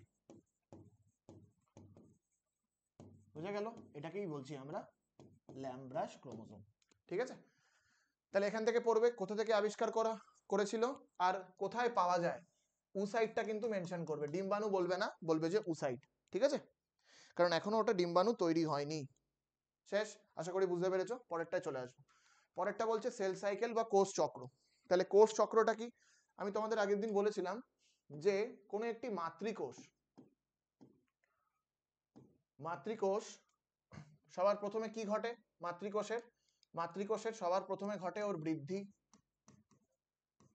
তারপরে ওর কি ঘটে? বিভাজন। এটা আমার কোনো একটা ফার্স্ট ক্লাসে বলা হয়েছে, যে কোনো একটা মাতৃকোষ যদি দেখে নিই, সবার প্রথমে মাতৃকোষটা বড় হবে, আয়তনে বাড়বে, এবং ওর বিভাজন তারপরে সম্পন্ন হবে। তারপরে সেই মাতৃকোষ কি তৈরি করে? অপত্য কোষ দেয়, অপত্য কোষ ওখান থেকে দেবে, তাই তো? তার মানে আবার এই যে অপত্য কোষ, তারা আবার কখন বিভাজিত হবে? তারা আবার বিভাজিত হয়ে পুনরায় অপত্য কোষ কখন দেবে? তারা আবার বিভাজিত হয়ে পুনরায় অপত্য কোষ কখন দেবে? তারাও কিন্তু সবার প্রথমে তাদের ঘটবে কিছুটা পরিমাণ আয়তন বাড়াবে, বৃদ্ধি ঘটবে, 2 নম্বর তারপরে ঘটবে বিভাজন। তাহলে এটা যদি আমরা বুঝে নিই, তাহলে বৃদ্ধি, তারপরে বিভাজন, তারপরে অপত্য পেল। সেই অপত্যটাও কিন্তু সঙ্গে সঙ্গে বিভাজন করবে না, ওর কিছুটা বৃদ্ধি ঘটবে, তারপরে ওর বিভাজন সম্পন্ন হবে। এইভাবে প্রক্রিয়াটা চলতে থাকে, একটা চক্রাকার পথে চলে, বৃদ্ধি বিভাজন, বৃদ্ধি বিভাজন, বৃদ্ধি বিভাজন। তাহলে এই যে বৃদ্ধি বিভাজন, এটাকে নিয়ে সম্পূর্ণভাবে যে চক্রাকার যে ঘটনাবলী সম্পন্ন হচ্ছে কোষের ক্ষেত্রে বা কোষের জীবনে, তাকেই আমরা বলছি কোষ চক্র। ঠিক আছে, তাহলে যদি ছবিটা দেখে নিই, ছবিটা দেখো। তার মানে ধরো এই যে দুটো অপত্য কোষ, আমি এই জায়গাটা দিয়ে স্টার্ট করছি, স্টার্ট পয়েন্ট এখান দিয়ে শুরু করছি আমরা। দুটো অপত্য কোষ, এই দেখো, এই পুরো এতটা সময় অতিবাহিত করছে ওর বৃদ্ধি দশার জন্য। তারপরে ও সম্পূর্ণভাবে ওর আয়তন বেড়ে গেল, ওর যা যা প্রয়োজন সেগুলো তৈরি করলো। তারপরে ও কি করবে? ছোট্ট অল্প একটু সময়ের জন্য বিভাজিত হয়ে আবার পুনরায় অপত্য কোষ সৃষ্টি করে। এইভাবে ওদের ক্ষেত্রে জীবনযাত্রাটা কিন্তু চলে কোষের ক্ষেত্রে। তাহলে কোষের ক্ষেত্রে যেই ধারাবাহিক ঘটনাগুলি ঘটছে, সেই সমস্ত ধারাবাহিক ঘটনা, অর্থাৎ বৃদ্ধির মধ্যে যে ঘটনাবলীগুলো ঘটছে, বিভাজনের মধ্যে যে ঘটনাবলীগুলো ঘটছে, সবগুলোকে একত্রিত ভাবে আমরা বলে থাকি কোষ চক্র। তাহলে দেখে নিই, তাহলে কোষ চক্রটা কি। তো আর তাহলে দেখো, তাহলে বলতে পারি একটি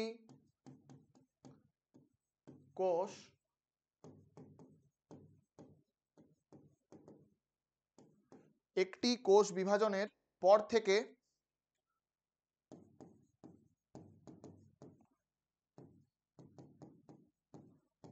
পরবর্তী কোষ বিভাজনের,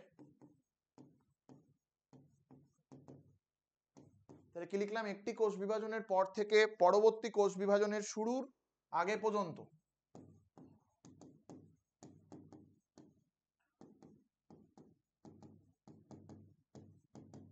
কোষের মধ্যে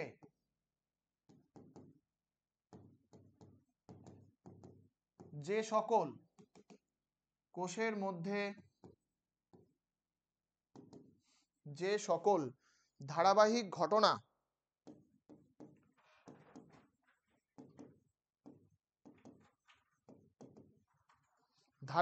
ঘটনা পরিলক্ষিত হয় বা দেখা যায়,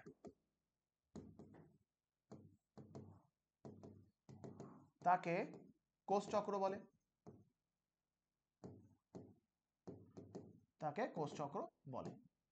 তাহলে কোষ চক্রটা কি? একটি কোষ সবেমাত্র বিভাজিত হয়েছে, তারপর আবার পুনরায় বিভাজিত হবে, এই অবস্থায় কোষের মধ্যে যে সকল ঘটনাবলী পরিলক্ষিত হচ্ছে তাকেই আমরা বলছি কোষ চক্র। এটা ভালো করে আমাদের বুঝতে হবে। এবার এই কোষ চক্রের ক্ষেত্রে আমরা বলছি বৃদ্ধি এবং বিভাজন, মূলত এই দুটো দশা রয়েছে। তাহলে যদি আমরা লিখে নিই কোষ চক্র, বা যেটাকে আমরা বলছি সেল সাইকেল,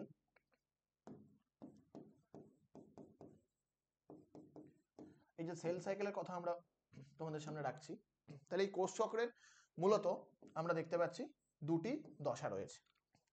একটি হলো বৃদ্ধিমূলক দশা, বৃদ্ধিমূলক দশা, এই সময় কোষের আয়তন বাড়ে, আর যে সমস্ত জিনিসপত্রের প্রয়োজন সেগুলো তৈরি করে।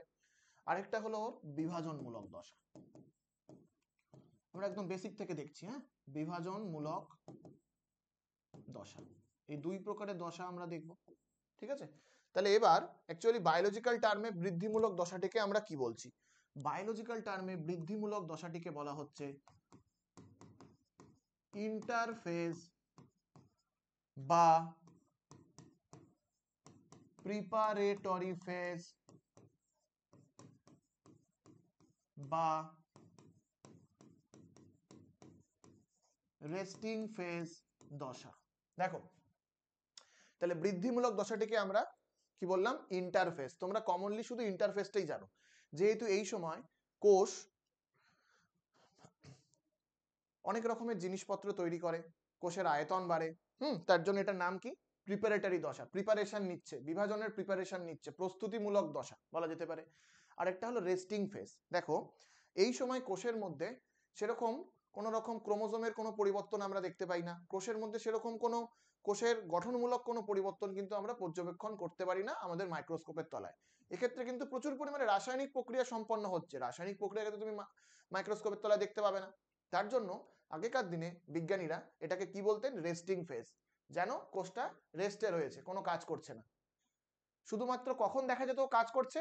যখন ক্রোমোজোম গুলো বিভাজিত হচ্ছে, ক্রোমোজোম তৈরি হচ্ছে, অর্থাৎ মাইটোটিক ফেজ। ঠিক আছে, আর বাকি সময় যখন কোষ অবিভাজিত অবস্থায় থাকছে, সেই দশাটিকে আগেকার দিনে বিজ্ঞানীরা মনে করতেন রেস্টিং ফেজ, যেন কোষটি বিশ্রামরত অবস্থায় রয়েছে, কোনো রকম কাজও করছে না। কিন্তু ওই সময়ও সবচেয়ে বেশি কাজ করে, কারণ বিভাজনের জন্য যা প্রয়োজন সেটা কিন্তু এই দশাতেই ওকে তৈরি করতে হবে। আর বিভাজনমূলক দশাটিকে আমরা কি বলবো কোষচক্রের ক্ষেত্রে? সেটাকে আমরা বলবো মাইটোটিক ফেজ, সেটাকে আমরা বলবো মাইটোটিক ফেজ। ঠিক আছে, তাহলে এটা হলো মূলত কোষচক্রের মূলত দুটি দশা দেখতে পেলাম, একটা হলো ইন্টারফেজ আর একটা হলো মাইটোটিক ফেজ। ইন্টারফেজকে আমরা কি বলে থাকি? এটাকে আই ফেজ বলা হয়ে থাকে। মাইটোটিক ফেজকে আমরা এম ফেজ বলে থাকি। তার মানে দেখো, এটা হলো এম ফেজ আর মাইটোটিক ফেজ, আর বাকি এই যে পুরো সময়টা, এই যে পুরো সময়টা আমরা দেখতে পাচ্ছি, এটাকে আমরা কি বলবো? এটাকে আমরা বলবো আই ফেজ আর ইন্টারফেজ। ঠিক আছে, তাহলে দুটো মূল দশা রয়েছে আমাদের কোষচক্রে। ঠিক আছে, পরের পার্টে আসছি। দেখো, তাহলে তাহলে যদি আমরা দেখে নিই, এক্ষুনি বললাম যে সেল সাইকেল, তাই তো? তাহলে কোষ চক্র হতে কত সময় নিচ্ছে? তাহলে আমরা দেখব কোন কোষের কোষ চক্রের সময়কালকে আমরা কি বলবো? কোন কোষের কোষ চক্রের সময়কালকে জেনারেশন টাইম, জনুকাল বা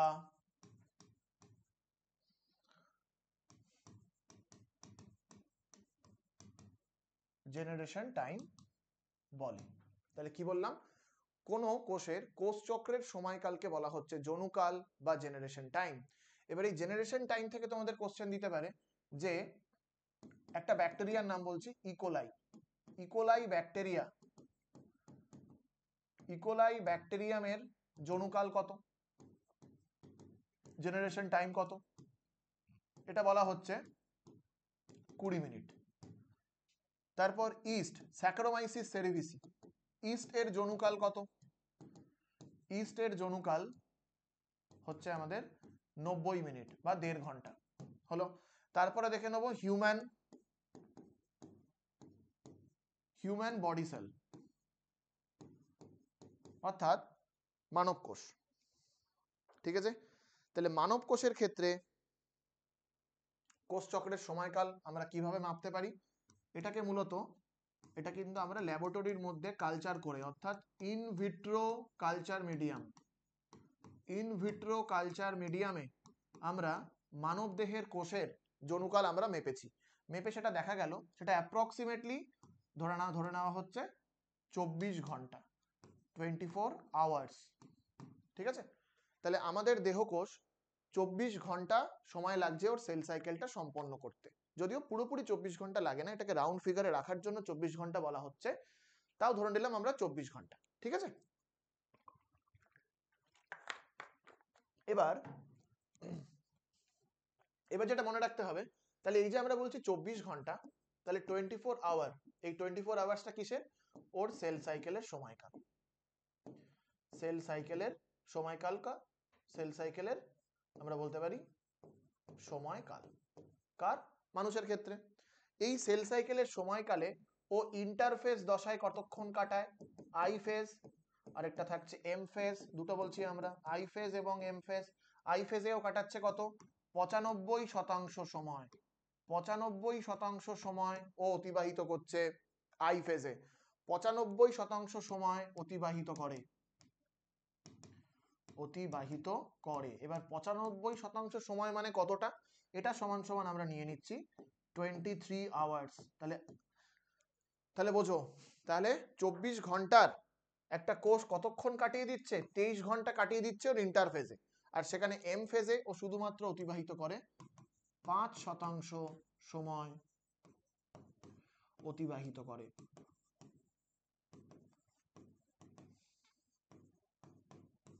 এবার 5% সময় কত? সেটা নেওয়া হচ্ছে অ্যাপ্রক্সিমেটলি 1 ঘন্টা। মাত্র 1 ঘন্টা ও সময় অতিবাহিত করছে এম ফেজে। হলো। এবার আই ফেজকে আমরা আবার, তোমরা জানো যে 3টে ভাগে ভাগ করতে পারি।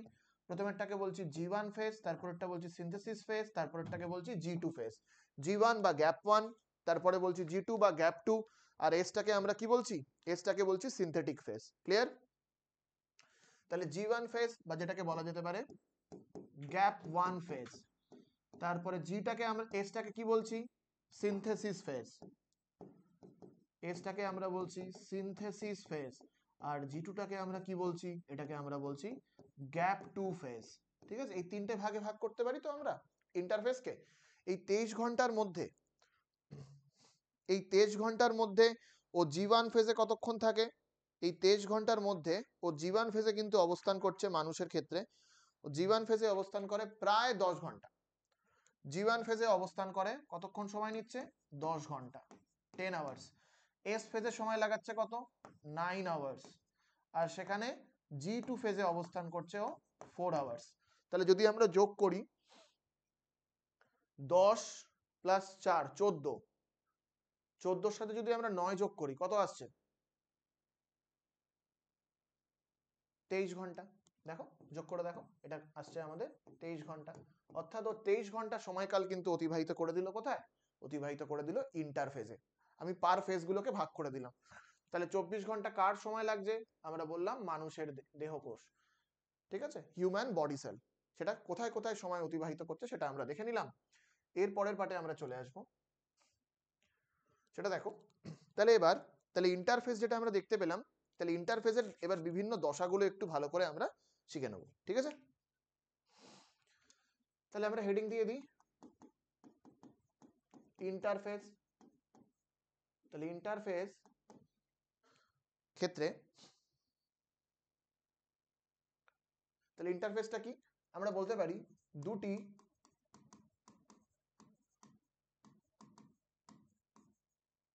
বিভাজন দশার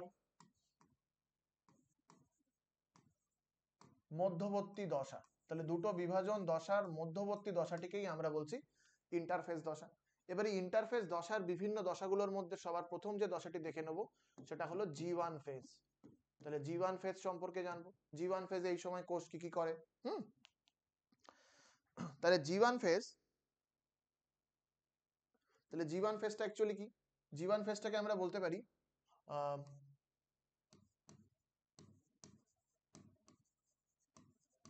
পূর্ববর্তী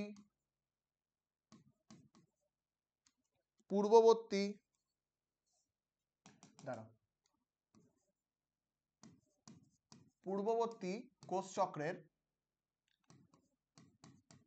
এম ফেজ বা মাইটোটিক ফেজ, পূর্ববর্তী কোষ চক্রের এম ফেজ বা মাইটোটিক ফেজ ও পরবর্তী কোষ চক্রের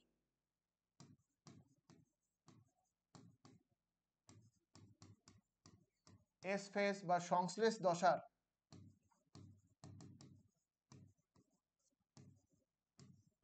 মধ্যবর্তী দশা বলতে পারি এটা আমরা। তাহলে কি বললাম, পূর্ববর্তী কোষচক্রের এম ফেজ এবং পরবর্তী কোষচক্রের যে এস দশার মধ্যবর্তী সময়কালকে আমরা বলছি জি1 ফেজ। এই জি1 ফেজের মেন কাজটা কি? এই জি1 ফেজে কি কি হয়? এই জি1 ফেজে সবার প্রথমে কি হয়? সবার প্রথমে আমরা দেখব আরএনএ ও প্রোটিন উৎপাদন, প্রচুর পরিমাণে আরএনএ এবং সেখান থেকে প্রোটিন বা উৎসেচক, প্রোটিন তারপর বলতে পারি উৎসেচক উৎপাদন। তাহলে আরএনএ তৈরি হচ্ছে এবং সেখান থেকে প্রচুর পরিমাণে কিন্তু প্রোটিন তৈরি হচ্ছে। আর আর দেখো পরের ধাপটাই হলো এস ফেজ, অর্থাৎ এস ফেজে যে জিনিসপত্রগুলো লাগে সেগুলো কিন্তু তৈরি হয়ে যায় এখানে। অর্থাৎ এস ফেজে কি কি লাগবে? এস ফেজে লাগবে হিস্টোন প্রোটিন, কারণ ডিএনএ জন্য প্রয়োজন লাগবে, তাহলে হিস্টোন প্রোটিন তৈরি হবে এই দশায়। তারপরে লাগবে নিউক্লিওটাইড,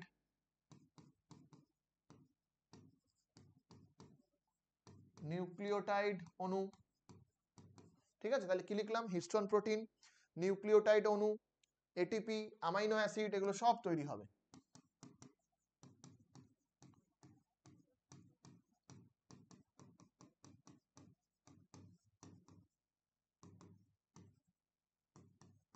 উৎপাদন ঘটে, এটা মনে রাখতে হবে।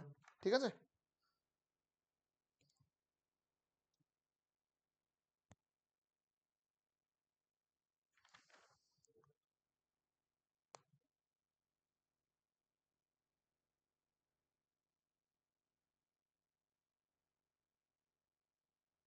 ঠিক আছে। তাহলে এগুলো তৈরি হচ্ছে। আর এখানে কিন্তু উচ্চ শক্তি সম্পন্ন যৌগ, যেটাকে বলি এনার্জি কারেন্সি, সেটাও কিন্তু তৈরি হচ্ছে জি1 ফেজে। তাহলে এবার এখানে একটা জিনিস মনে রাখবে, জি1 ফেজে, জি1 দশায়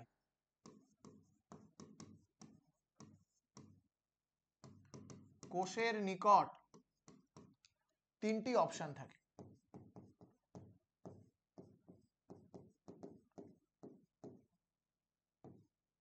কি লিখলাম? জি1 দশায় কোষের নিকট তিনটি অপশন থাকে বা তিনটি সিদ্ধান্ত থাকে। এই তিনটি সিদ্ধান্তর মধ্য থেকে ও যে কোনো একটিকে পছন্দ করতে পারে এবং সে তার পরবর্তী কাজটা সম্পন্ন করতে পারে। তাহলে তিনটি অপশন কি কি? এই তিনটি অপশন আমরা একটু পরপর দেখে নিই। তিনটি অপশন থাকে বা তিনটি পছন্দ থাকে। নাম্বার 1, ফার্স্ট অপশনটা কি ওর কোষের কাছে? যে কোষ চক্রটা তুমি চালিয়ে যাও, তাহলে continuation of the cell cycle, অর্থাৎ এটা হলো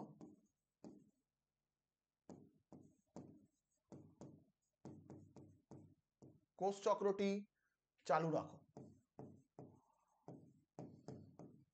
কোষ চক্রটি চালু রাখা, অর্থাৎ জি1 থেকে এস, এস থেকে জি2 এবং জি2-র পরে এম ফেজ, এইভাবে তুমি চলো। 2 নম্বর অপশনটা কি কোষের কাছে? 2 নম্বর অপশন হলো কোষ চক্রটিকে সাময়িকভাবে বন্ধ রাখো এবং কোষটির ডিফারেন্সিয়েশন করো।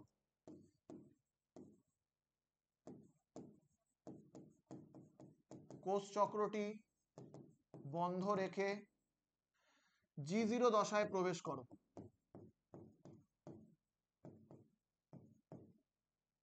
প্রবেশ ও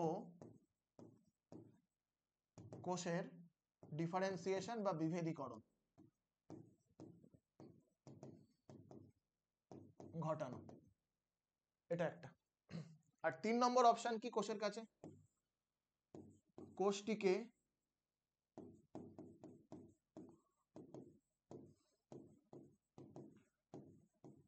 স্থায়ীভাবে জি0 ফেজ বা জি0 দশায় আটকে রাখা।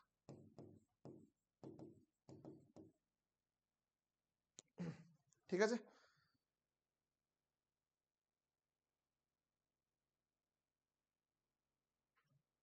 ক্লিয়ার? তাহলে কি দেখলাম? জি1 দশায় কোষের নিকট তিনটি অপশন থাকে, কোষ চক্রটিকে কন্টিনিউ করা, এটাকে বন্ধ করে দাও, বন্ধ করে কোষের বিভেদীকরণ করো।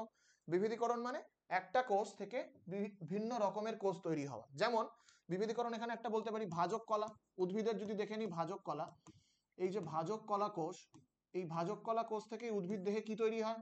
অনেক রকমের কলা। যেমন আমরা নিয়ে নিলাম ধরো প্যারেনকাইমা। তাহলে ভাজক কলা তো সবসময় বিভাজিত হচ্ছে, তাহলে ও কখন বিভাজনটা থামাবে? যখন কোষ চক্রটি বন্ধ রেখে G0 ফেজে প্রবেশ করবে এবং সেখান থেকে প্যারেনকাইমা তৈরি হবে। ঠিক আছে? আর কোষ চক্রটিকে স্থায়ীভাবে G0 দশায় আটকে রাখা। তাহলে এই যে কোষের কাছে যে তিনটে অপশন রয়েছে, এই তিনটে অপশন থেকেও সিলেক্ট করবে কোনটাকে, সেটাকে কে নিয়ন্ত্রণ করে? এটাকে নিয়ন্ত্রণ করে কিন্তু চেক পয়েন্ট।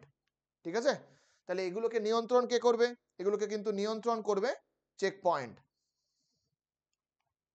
তাহলে এগুলোকে নিয়ন্ত্রণ করে চেক পয়েন্টস। চেক পয়েন্টস দেখবে যে কোষের ক্ষেত্রে কোনটা প্রয়োজন সেটাও সম্পন্ন করবে। এই হয়ে গেল G1 দশা। তারপরে চলে আসবো আমরা G2 ফেজ, না এস ফেজটা বলি, তারপরে G2 তে আসবো। S phase or synthesis phase. Synthesis ফেজটা কখন? তাহলে আমরা বলতে পারি G1 আর G2 এর মধ্যবর্তী দশাকে আমরা বলছি এস ফেজ। তাহলে বলতে পারি G1 ও G2 এর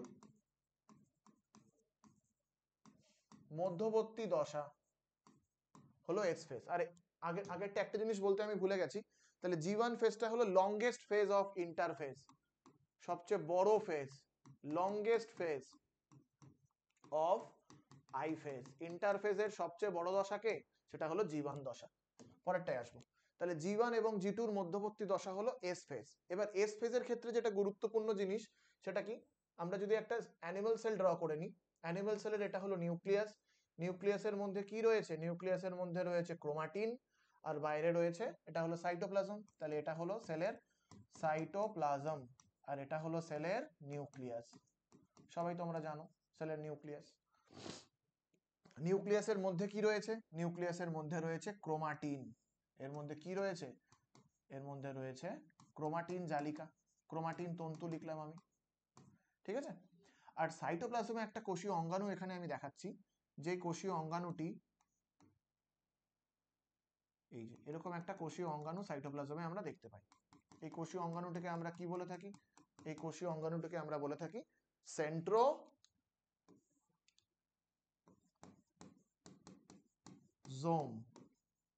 যেটা দুটি সেন্ট্রিওল দ্বারা গঠিত, দুটি সেন্ট্রিওল দ্বারা গঠিত একটি গঠন। ঠিক আছে? তাহলে সাইটোপ্লাজমে থাকছে কি? সাইটোপ্লাজমে থাকছে সেন্ট্রোজোম, আর নিউক্লিয়াসে থাকছে ক্রোমাটিন তন্তু। এটা মাথায় রাখো। এস ফেজে এই দুটো কিন্তু খুব গুরুত্বপূর্ণ ভূমিকা পালন করে। তাহলে এস ফেজের ক্ষেত্রে যেটা সবার প্রথমে মনে রাখতে হবে যে নিউক্লিয়াসে কি ঘটবে? নিউক্লিয়াসে ক্রোমোজোমের, নিউক্লিয়াসে কি ঘটবে? নিউক্লিয়াসে ক্রোমোজোমের বা ক্রোমাটিন তন্তুর, ক্রোমোজোম লেখাটা ভুল হচ্ছে, নিউক্লিয়াসে সব থেকে ভালো বলা ডিএনএ, ডিএনএ অণুর দ্বিতকরণ, ডিএনএ অণুর দ্বিতকরণ বা ডুপ্লিকেশন অফ ডিএনএ ঘটে। কোথায় ঘটছে? নিউক্লিয়াসের মধ্যে ঘটছে। তাহলে নিউক্লিয়াসে ডিএনএ অণু দ্বিতকরণ ঘটে। আর সেলের সাইটোপ্লাজমে কি ঘটে? সাইটোপ্লাজমে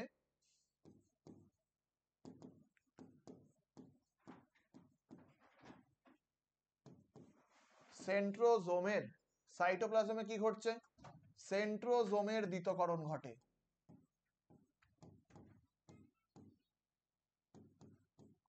ঠিক আছে? তাহলে সাইটোপ্লাজমের সেন্ট্রোজোম যেটা আমরা একটু আগে দেখালাম, সেই সেন্ট্রোজোমটা বিভাজিত হয়ে আরেকটা অপত্য সেন্ট্রোজোম তৈরি করে।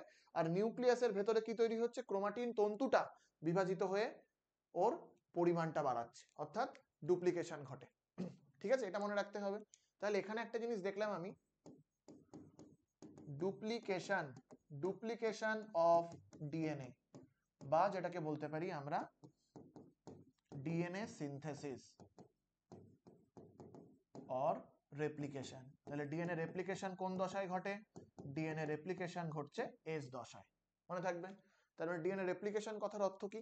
ধরো তোমার কাছে এরকম একটা ডিএনএ ছিল, সেই ডিএনএটা ডুপ্লিকেশন অর্থাৎ ডুপ্লিকেট কপি তৈরি করে, প্রতিলিপি তৈরি করে, প্রতিলিপিকরণ, ডুপ্লিকেশন দ্বিতীয়করণ বা বলতে পারি প্রতিলিপিকরণ।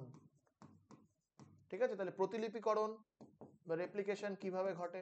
উৎসেচকের মাধ্যমে ঘটে, অবশ্যই ঘটবে। তাহলে একটা ডিএনএ তোমার কাছে ছিল, সেই একটা ডিএনএ থেকে এরকম ভাবে আমরা ওর একটা ডুপ্লিকেট কপি তৈরি হয়ে গেল। ঠিক আছে, তো এটাকেই বলা হচ্ছে কিন্তু ডিএনএ ডুপ্লিকেশন।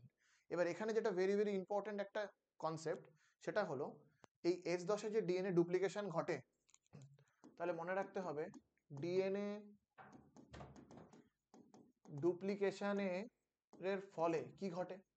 ক্রোমোজোম সংখ্যা বাড়ছে না বাড়ছে না?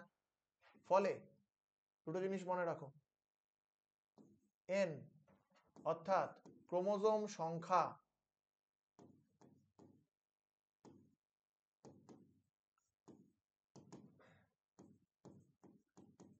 বৃদ্ধি ঘটে না, অর্থাৎ ক্রোমোজোম সংখ্যা কিন্তু এক থাকছে, এন ভ্যালু বাড়ে না, অর্থাৎ ক্রোমোজোম সংখ্যা কনস্ট্যান্ট, অর্থাৎ ক্রোমোজোম নাম্বারটা থাকবে কিন্তু constant, chromosome number remain constant, এটা আমরা মনে রাখবো। ঠিক আছে, কিন্তু তাহলে কি বাড়ছে? সি ভ্যালু বা যেটাকে বলতে পারি ডিএনএ এর পরিমাণ বৃদ্ধি পায়, ডিএনএ এর পরিমাণ বেড়ে যাচ্ছে। ঠিক আছে, তাহলে এবার একটা নতুন কনসেপ্ট তোমরা দেখলে যে সি ভ্যালু ব্যাপারটা কি। সি ভ্যালু হলো হ্যাপ্লয়েড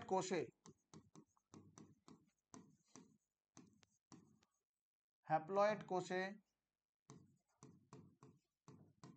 উপস্থিত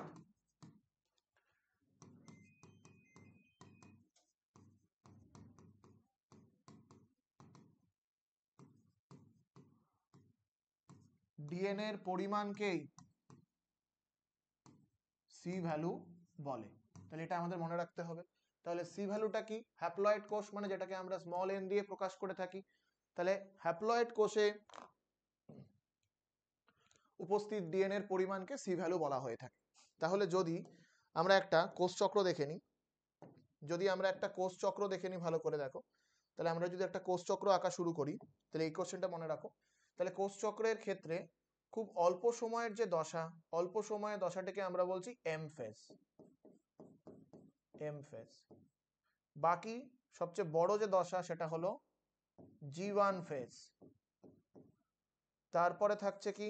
তারপরে থাকছে এস ফেজ, তারপরে থাকবে G2 ফেজ। এরকম ভাবে থাকছে তো বাবু? তাহলে দেখো, তাহলে G1 ফেজ, ধরো এখানে একটা কোষ তার যাত্রা শুরু করলো বিভাজনের, কোষ চক্রের। ওর ক্ষেত্রে ক্রোমোজোম সংখ্যা হলো 2n এবং ওর ডিএনএ এর পরিমাণ হলো 2c। G1 দশার শেষে ও কি থাকবে? G1 দশার শেষে ক্রোমোজোম সংখ্যা থাকবে 2n, ক্রোমোজোমের পরিমাণ থাকবে 2c। এস ফেজ এর শেষে, এস ফেজ হয়ে গিয়েছে, তখন ওর ক্রোমোজোম সংখ্যা থাকবে 2n, কিন্তু ডিএনএ এর দ্বিতীয়করণ হচ্ছে বলে ওর ডিএনএ এর পরিমাণ হয়ে যাবে 4c। G2 ফেজের শেষে ক্রোমোজোমের সংখ্যা কিন্তু 2n থাকবে, কিন্তু ক্রোমোজোমের পরিমাণ থাকবে কিন্তু 4c। এবার এম ফেজে গিয়ে আমরা কি দেখব? এই যে 2n 4c, সেটা পুনরায় 4cটা বিভাজিত হবে এবং 2n 2c তে রূপান্তরিত হয়ে যাবে। দুটো অপত্য দেয়, এখান থেকে তো আমরা দুখানা অপত্য পাবো। তার মানে 4c কে যদি দুটো ভাগে ভাগ করি 2c 2c হয়ে যাচ্ছে। এইভাবেই কিন্তু আমাদের চক্রটা সম্পন্ন হচ্ছে। সব সময় মনে রাখবে, ডিএনএ ডুপ্লিকেশনের ফলে ক্রোমোজোম সংখ্যার বৃদ্ধি ঘটে না, এটা একদম মাথায় ঢুকিয়ে নাও। ক্রোমোজোম সংখ্যা কখনোই বাড়ে না।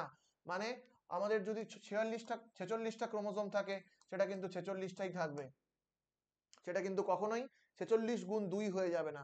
কিন্তু আমাদের যে ডিএনএ এর পরিমাণ আমরা সি দিয়ে প্রকাশ করে থাকি, বলা হয় সি ভ্যালু বা কট ভ্যালু। এই কট ভ্যালুর পরিমাণ কিন্তু বাড়ে, বা বলতে পারি দ্বিগুণ হয়, ডাবল হয়ে যায়। এটা কি হচ্ছে, এটা হচ্ছে দ্বিগুণ হয়, সি ভ্যালু বেড়ে যায়, অর্থাৎ 2C থাকলে সেটা হবে 4C। এটা যেন মনে থাকে, ডিএনএ এর পরিমাণ বাড়ে, কখনোই কিন্তু ক্রোমোজোম সংখ্যা বাড়ে না। শেষ, পরেরটায় আসবো। পরেরটা হচ্ছে আমাদের, সেটা হলো যেটা হলো G2 ফেজ। G2 ফেজ কি দেখবো, G2 ফেজটা তাহলে কি, G2 ফেজ আমরা কাকে বলবো?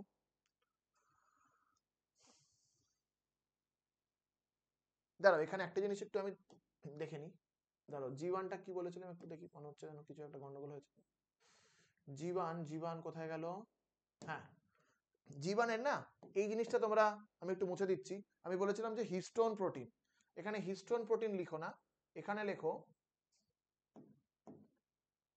এখানে একটা জিনিস আমরা বলবো, সেটা হলো, তাহলে কি লিখেছিলাম, আরএনএ প্রোটিন উৎসেচক উৎপাদন, নিউক্লিওটাইড অণু, অ্যামাইনো অ্যাসিড, এটিপি উৎপাদন, এবং এখানে কিছু পরিমাণে মাইটোজেনও এখানে তৈরি হয়। মাইটোজেন, নিউক্লিওটাইড, অ্যামাইনো অ্যাসিড, এটিপি তৈরি হচ্ছে জীবাণু দশায়, কোষের কাছে তিনটি অপশনস থাকে। ঠিক আছে, এটুকুই, এটা একটু কারেক্ট করলাম। এরপরে আমরা যেটা চলে আসবো এস দশা। এস দশায় কিছু বাকি থাকলো দেখে নি একবার, ডিএনএ ডুপ্লিকেশন এগুলো তো বলেই দিলাম। আর এস দশায় একটা জিনিস একটু বলে দিই, সেটা হলো এখানে আরেকটা জিনিস আমি বলতে ভুলে গেছি, এই যে হিস্টোন প্রোটিন এস দশায় তৈরি হয়। হিস্টোন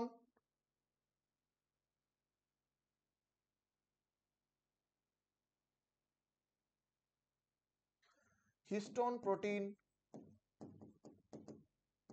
ও নবনির্মিত ডিএনএ, তাহলে কি দেখলাম, হিস্টোন প্রোটিন ও নবনির্মিত ডিএনএ সমন্বয়ে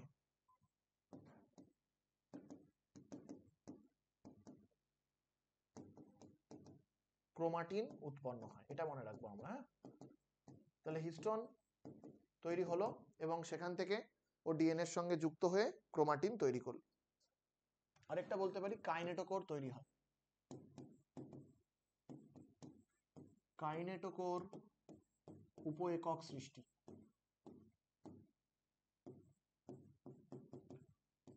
কাইনেটোকোরের উপ এককও কিন্তু তৈরি হচ্ছে এই দশায়। পরেরটাই আসো, পরেরটা হলো G2 ফেজ। তাহলে G2 ফেজকে কি বলতে পারি, এস দশা ও এম ফেজের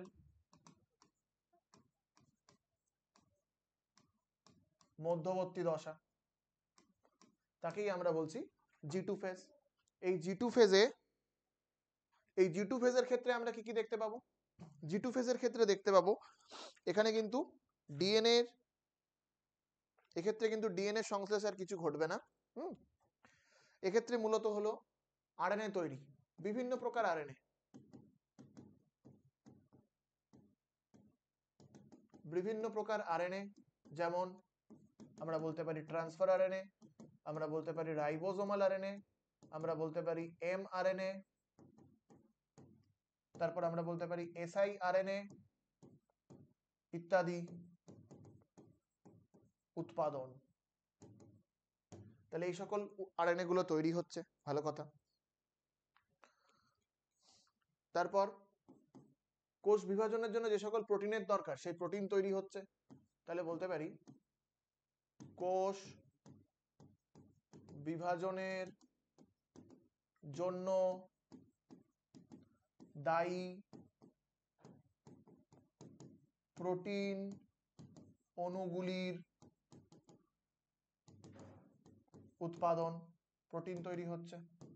আর কি হয়, আর হচ্ছে বেমতন্তুর জন্য প্রোটিন, অর্থাৎ বলতে পারি মাইক্রো টিবিউল প্রোটিন উৎপাদন, যেটা আমাদের বেমতন্তু গঠনে সাহায্য করবে। এটা কি করবে, মাইক্রোটিবিউল, এরা করে বেমতন্তু গঠন করে।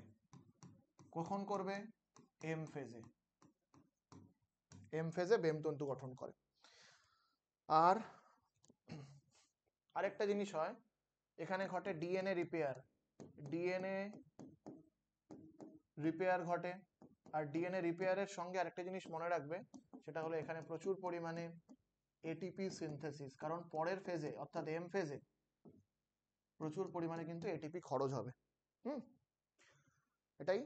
আর আরেকটা জিনিস জেনে রাখো যে ইন্টারফেস জুড়ে কোষের আয়তন কিন্তু বাড়ে, পুরো সমগ্র ইন্টারফেস জুড়ে, পয়েন্ট টু বি নোটেড, এখানে জেনে রাখো সমগ্র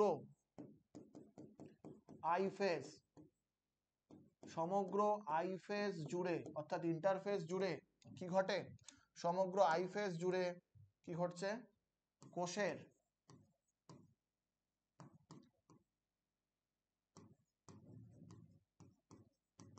আয়তন বৃদ্ধি পায়। অর্থাৎ বলেছিলাম, অর্থাৎ বলতে পারি নিউক্লিয় সাইটোপ্লাজমিক রেশিও বা অনুপাতের মান কমতে থাকে, অর্থাৎ সাইটোপ্লাজমের পরিমাণ প্রচুর পরিমাণে কিন্তু বাড়তে থাকে সমগ্র আইফেস জুড়ে। প্রথম দিকে কম থাকে, শেষের দিকে প্রচুর পরিমাণে বেড়ে যায়। ঠিক আছে, এরপরে যেটা দেখব সেটা হলো G0 দশা, G0 ফেজ। এটা আবার কি? G0 দশা বা গ্যাপ জিরো দশা বা G0 দশা, বা এটাকে অনেকে কোয়েসেন্ট স্টেজও বলে থাকে, কোয়েসেন্ট ফেজ। এটা কি?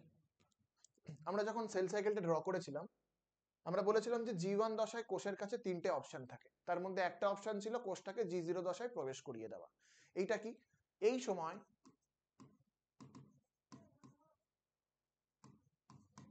সময় মনে রাখবে, এই সময় কোষটি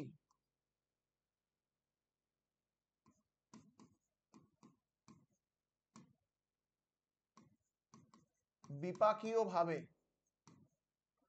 সক্রিয় থাকে, মানে জীবিত থাকে।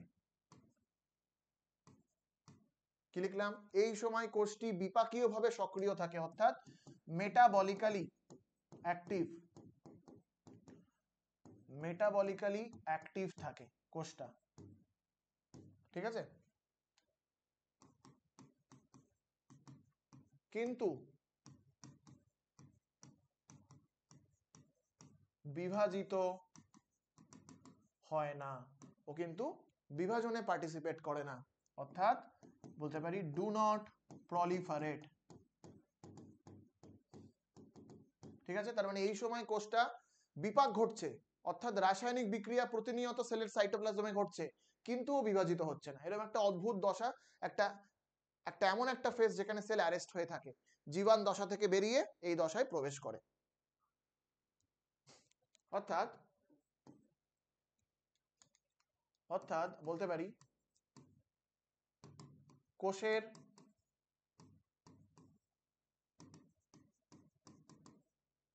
বিপাকজনিত ত্রুটি অথবা মাইটোজেনের অভাব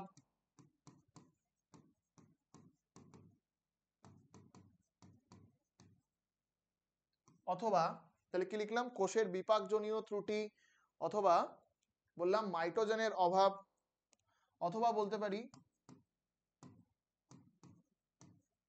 অন্যান্য কারণে, বিভিন্ন কোষের ক্ষেত্রে বিভিন্ন নির্দিষ্ট কারণ রয়েছে, এই সকল কারণে কোষ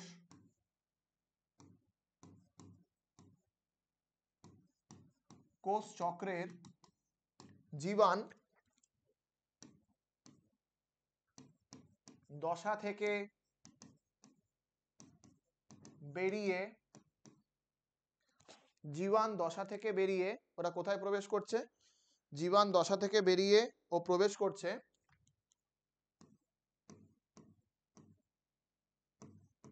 G0 দশায় প্রবেশ করে। মনে রাখতে হবে, তাহলে G0 দশায় যদি কোষ একবার প্রবেশ করে, সে কি পুনরায় আবার কোষ বিভাজনে অংশ নিতে পারে? কিছু কিছু ক্ষেত্রে পারে, সবাই কিন্তু পারে না। মানে তার যা যা প্রবলেম ছিল, ধরো বিপাকজনিত ত্রুটি রয়েছে বা ধরো মাইটোজেন নেই, সে যদি সেটা আবার তৈরি করে ফেলে, সে কিন্তু আবার পুনরায় জীবান ফেজ সম্পন্ন করে এসে ঢুকতে পারবে। কিন্তু আবার কিছু কিছু কোষ যদি ত্রুটিটা সম্পন্ন না করতে পারে, তার ফল্ট গুলো যদি ও সলিউশন না করতে পারে, ও কিন্তু G0 দশাতেই আটকে থাকবে। এরকমও কিছু কোষ রয়েছে। ঠিক আছে, এটা মনে রাখতে হবে।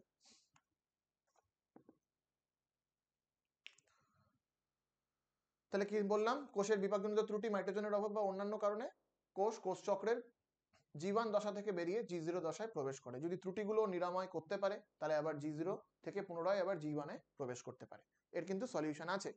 এবার উদাহরণ চলে আসবো, উদাহরণে নিয়ে নিই আমরা।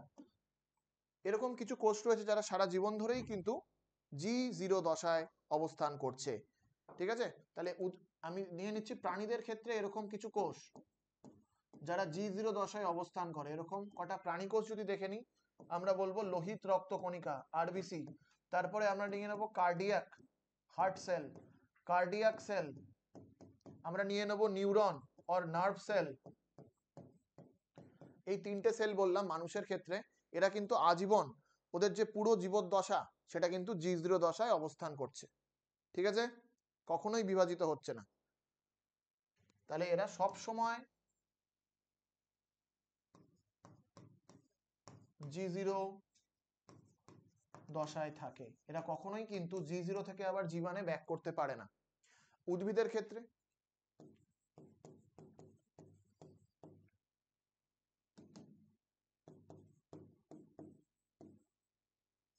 উদ্ভিদ কোষের ক্ষেত্রে কারা G0 দশায় অবস্থান করছে? উদ্ভিদের স্থায়ী কলার কোষ বলতে পারি, ওরা কখনোই বিভাজন করছে না, স্থায়ী কলার কোষ ও G0 দশায় অবস্থান করছে। আরেকটা হলো উদ্ভিদের মূলে উপস্থিত কুইসেন্ট সেন্টার,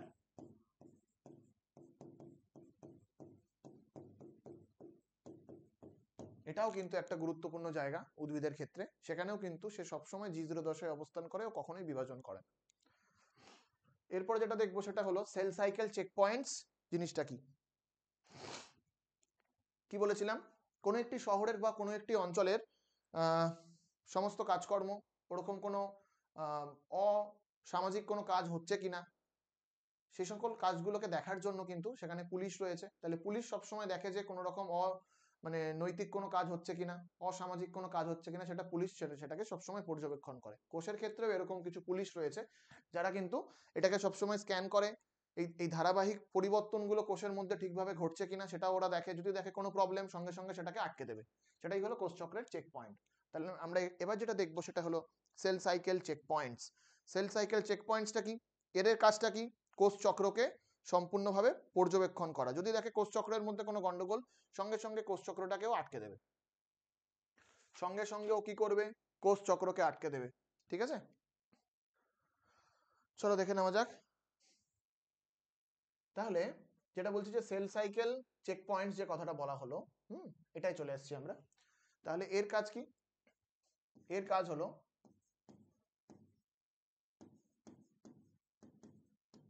কোষ চক্রের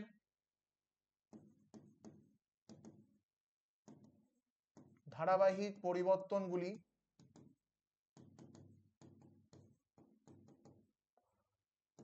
বা ইভেন্টস গুলিকে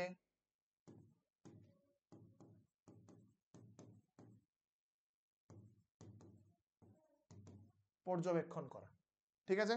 তাহলে কোষ চক্রের ধারাবাহিক পরিবর্তনগুলি বা ইভেন্টস গুলিকে পর্যবেক্ষণ করা,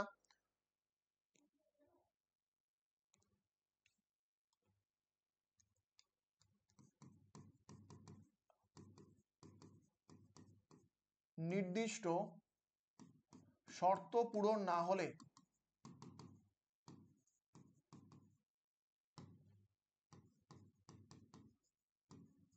সেল সাইকেলকে আটকে রাখা, এটাই কিন্তু এদের কাজ, চেক পয়েন্টের কাজ। এবার তোমাদের সিলেবাসে এরকম কতগুলো চেক পয়েন্টস আছে, তাহলে সেল সাইকেল চেক পয়েন্টস তোমাদের সিলেবাসে কিন্তু 3 চেক পয়েন্টস এর কথা বলা হয়েছে, 3খানা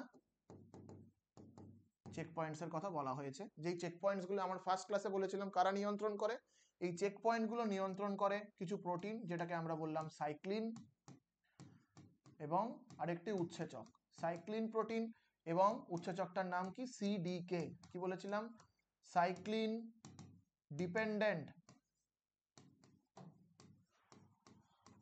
সাইক্লিন ডিপেন্ডেন্ট কাইনেজ। তার মানে এই চেক পয়েন্টগুলোকে নিয়ন্ত্রণ করছে সাইক্লিন প্রোটিন এবং সাইক্লিন ডিপেন্ডেন্ট কাইনেস। এরা কিন্তু খুব গুরুত্বপূর্ণভাবে মুখ্য ভূমিকা পালন করে থাকে চেক পয়েন্টসের ক্ষেত্রে। তাহলে দুজন এখানে গুরুত্বপূর্ণ ভূমিকা পালন করছে, একটা হলো সাইক্লিন প্রোটিন আর একটি হলো উৎসেচক। এই সাইক্লিন প্রোটিনটা প্রতিটা চেক পয়েন্টের জন্য পরিবর্তিত হয়, কিন্তু উৎসেচকটা একই থাকে। ঠিক আছে, চলো দেখে নিই। তাহলে এরকম কতগুলো চেক পয়েন্টস তোমাদের পড়তে হবে, এরকম আমরা দেখে নেবো 3টে চেক পয়েন্টস তোমাদের জানতে হবে। ঠিক আছে, তাহলে 3টে চেক পয়েন্টস কি কি? ফার্স্ট যে চেক পয়েন্টটা দেখে নেব সেটা হলো G1 two S check point. G1 থেকে S এর চেক পয়েন্টটা দেখব। তারপর যেটা দেখে নেব সেটা হলো G2 two M check point. G2 থেকে M এর চেক পয়েন্টটা জানতে হবে। তারপর যেটা জানতে হবে সেটা হলো mitotic check point or M check point. এই 3টে চেক পয়েন্ট খুব গুরুত্বপূর্ণ ভূমিকা পালন করে কোষ চক্রের ক্ষেত্রে। তাহলে G1 থেকে S যে চেক পয়েন্টটা আমরা বলছি, G1 থেকে S এই চেক পয়েন্টের কাজ কি? এ সবার প্রথমে দেখবে কোষের আয়তন ঠিক আছে কিনা। ও কি চেক করে? ও চেক করবে কোষের আকার এবং আয়তন বৃদ্ধি ঠিকভাবে হয়েছে কি হয়নি সেটাও চেক করবে। আর কি চেক করে? আর চেক করছে যে কোষের মধ্যে ডিএনএ অণুর মিউটেশন আছে কিনা, এটাও চেক করে। আর কি চেক করে?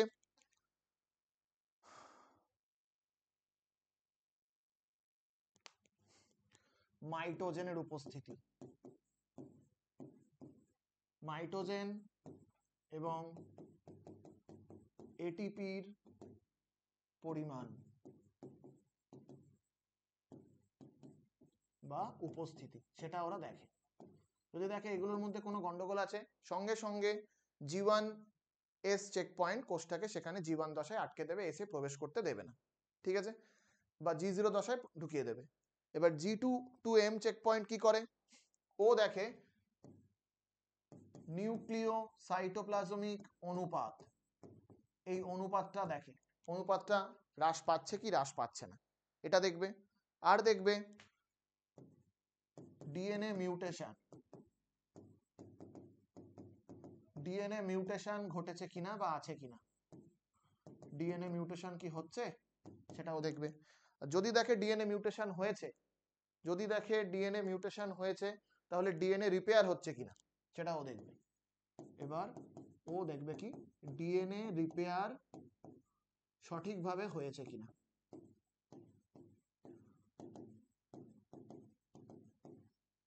এটাও দেখবে।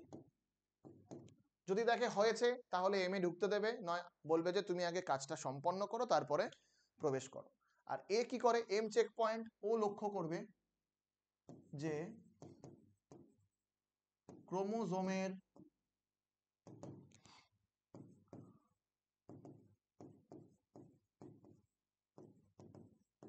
সেন্ট্রোমিয়ারের কাইনেটোকোরের সাথে বেম তন্তুর সংযুক্তি ঘটেছে কিনা সেটা দেখবে। আর দেখবে বেম তন্তু গঠন সঠিক হয়েছে কিনা। বেম তন্তুর গঠন যদি সঠিক হয়ে থাকে তাহলে কোষ চক্রটিকেও সম্পন্ন করবে, নয় কিন্তু ও কোষ চক্রটিকে আটকে রেখে দেবে। এবার যদি বলে যে যদি সেল সাইকেল চেক পয়েন্ট ঠিকভাবে কাজ না করে তাহলে কি হবে? কোষের অনিয়ন্ত্রিত বৃদ্ধি ঘটবে, যেটাকে বলা হয়ে থাকে টিউমার। ঠিক আছে, যেটাকে বলবো আমরা টিউমার। তাহলে কোষ চক্র যদি ঠিকভাবে কাজ না করে তাহলে কি হবে? তাহলে কিন্তু কোষ উল্টোপাল্টা ভাবে বিভাজিত হবে এবং কোষের মধ্যে কি সৃষ্টি হবে? কোষের মধ্যে টিউমার সৃষ্টি হবে। টাইম হয়েছে? কতক্ষণ হয়েছে? ছেড়ে দিও। ঠিক আছে, চলো এই পার্টটা তোমরা পেয়ে যাবে। এর পরের পার্টটা তোমরা রোববার দিন আরেকটা পার্ট পাবে। ঠিক আছে, আজকেই তো মানে এই পার্টটা পাচ্ছ, আবার রোববার দিন তুমি একটা পার্ট পাচ্ছ। এই সপ্তাহতেই কিন্তু রোববার দিন একটা পার্ট পাচ্ছ। আজকে এটাকে আর বেশি বড় করছি না, এখানেই শেষ করছি। ঠিক আছে, ঠিক আছে, চলো ভালো করে দেখে নাও, ভালো করে ফলো করো, আর ক্লাসগুলো ভালোভাবে ফলো করো এবং ঠিকভাবে পড়ো, এবং ক্লাসের শেষে ক্লাসটা হয়ে যাবে, আর 2 বা 3টে ক্লাসের মধ্যে এটা শেষ করব, শেষ করার পর আমি তোমাদের পুরো এই চ্যাপ্টারের ইম্পর্টেন্ট এমসিকিউস গুলো দিয়ে দেবো। ঠিক আছে, বেস্ট অফ লাক, এখানেই রাখছি।